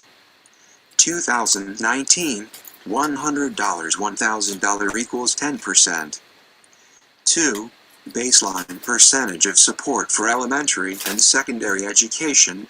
Average the percentages in line 1, 6.3% plus 15.6% plus 10%. 3 equals 10.6%. Higher education baseline. 1. Determine state support for higher education for each of FYs 2017, 2018, and 2019. 2. Determine overall state spending for each of FYs 2017, 2018, and 2019. 3. Calculate the percentage of total state spending that is used to support higher education for each of the 3 fiscal years by dividing the state's support for higher education by the state's overall spending for each of the 3 fiscal years. 4. Average the higher education baseline percentages for the 3 fiscal years. Example, state support for higher education. 2017, $30. 2018, $35. 2019, $25. 13. CARES Act, Section 18008, CRRSA Act, Division M, Section 317, and ARP Act, Section 2004A states overall spending, 2017, $1,200. 2018, $800. 2019, $1,000. 1. Calculate the percentage of total state spending that is used to support higher education. 2017, $30. $1,200 equals 2.5%. 2018, $35. $800 equals 4.4%. 2019, $25. $1,000 equals 2.5%. 2. Baseline percentage of support for higher education. Average the percentages in line 1, 2.5% plus 4.4% plus 2.5%. 3 equals 3.1%. Calculation of MOE elementary and secondary education calculation. 1. Determine the level of support for elementary and secondary education for each of FYs 2020 and 2021. 2. Compare FY 2020 level of support for elementary and secondary education to elementary and secondary education baseline. 3. Compare FY 2021 level of support for elementary and secondary education to elementary and secondary education baseline. Example, state support for elementary and secondary education. 2020, $125. 2021, $90 elementary and secondary education calculation. 1. Determine the level of support for elementary and secondary education in the applicable fiscal year, FY 2022 or FY 2023. 2. Determine state's overall spending in the applicable fiscal year, FY 2022 or FY 2023. 3. Calculate the percentage of total state spending that is used to support elementary and secondary education for the applicable fiscal year, FY 2022 or FY 2023, by dividing the state support for elementary and secondary education by the state's overall spending for the applicable fiscal year, FY 2022 or FY 2023. 14. CARES Act, Section 18008, CRRSA Act, Division M, Section 317, and ARP Act, Section 2004A, Elementary and Secondary Education Baseline. $100 MOE determination.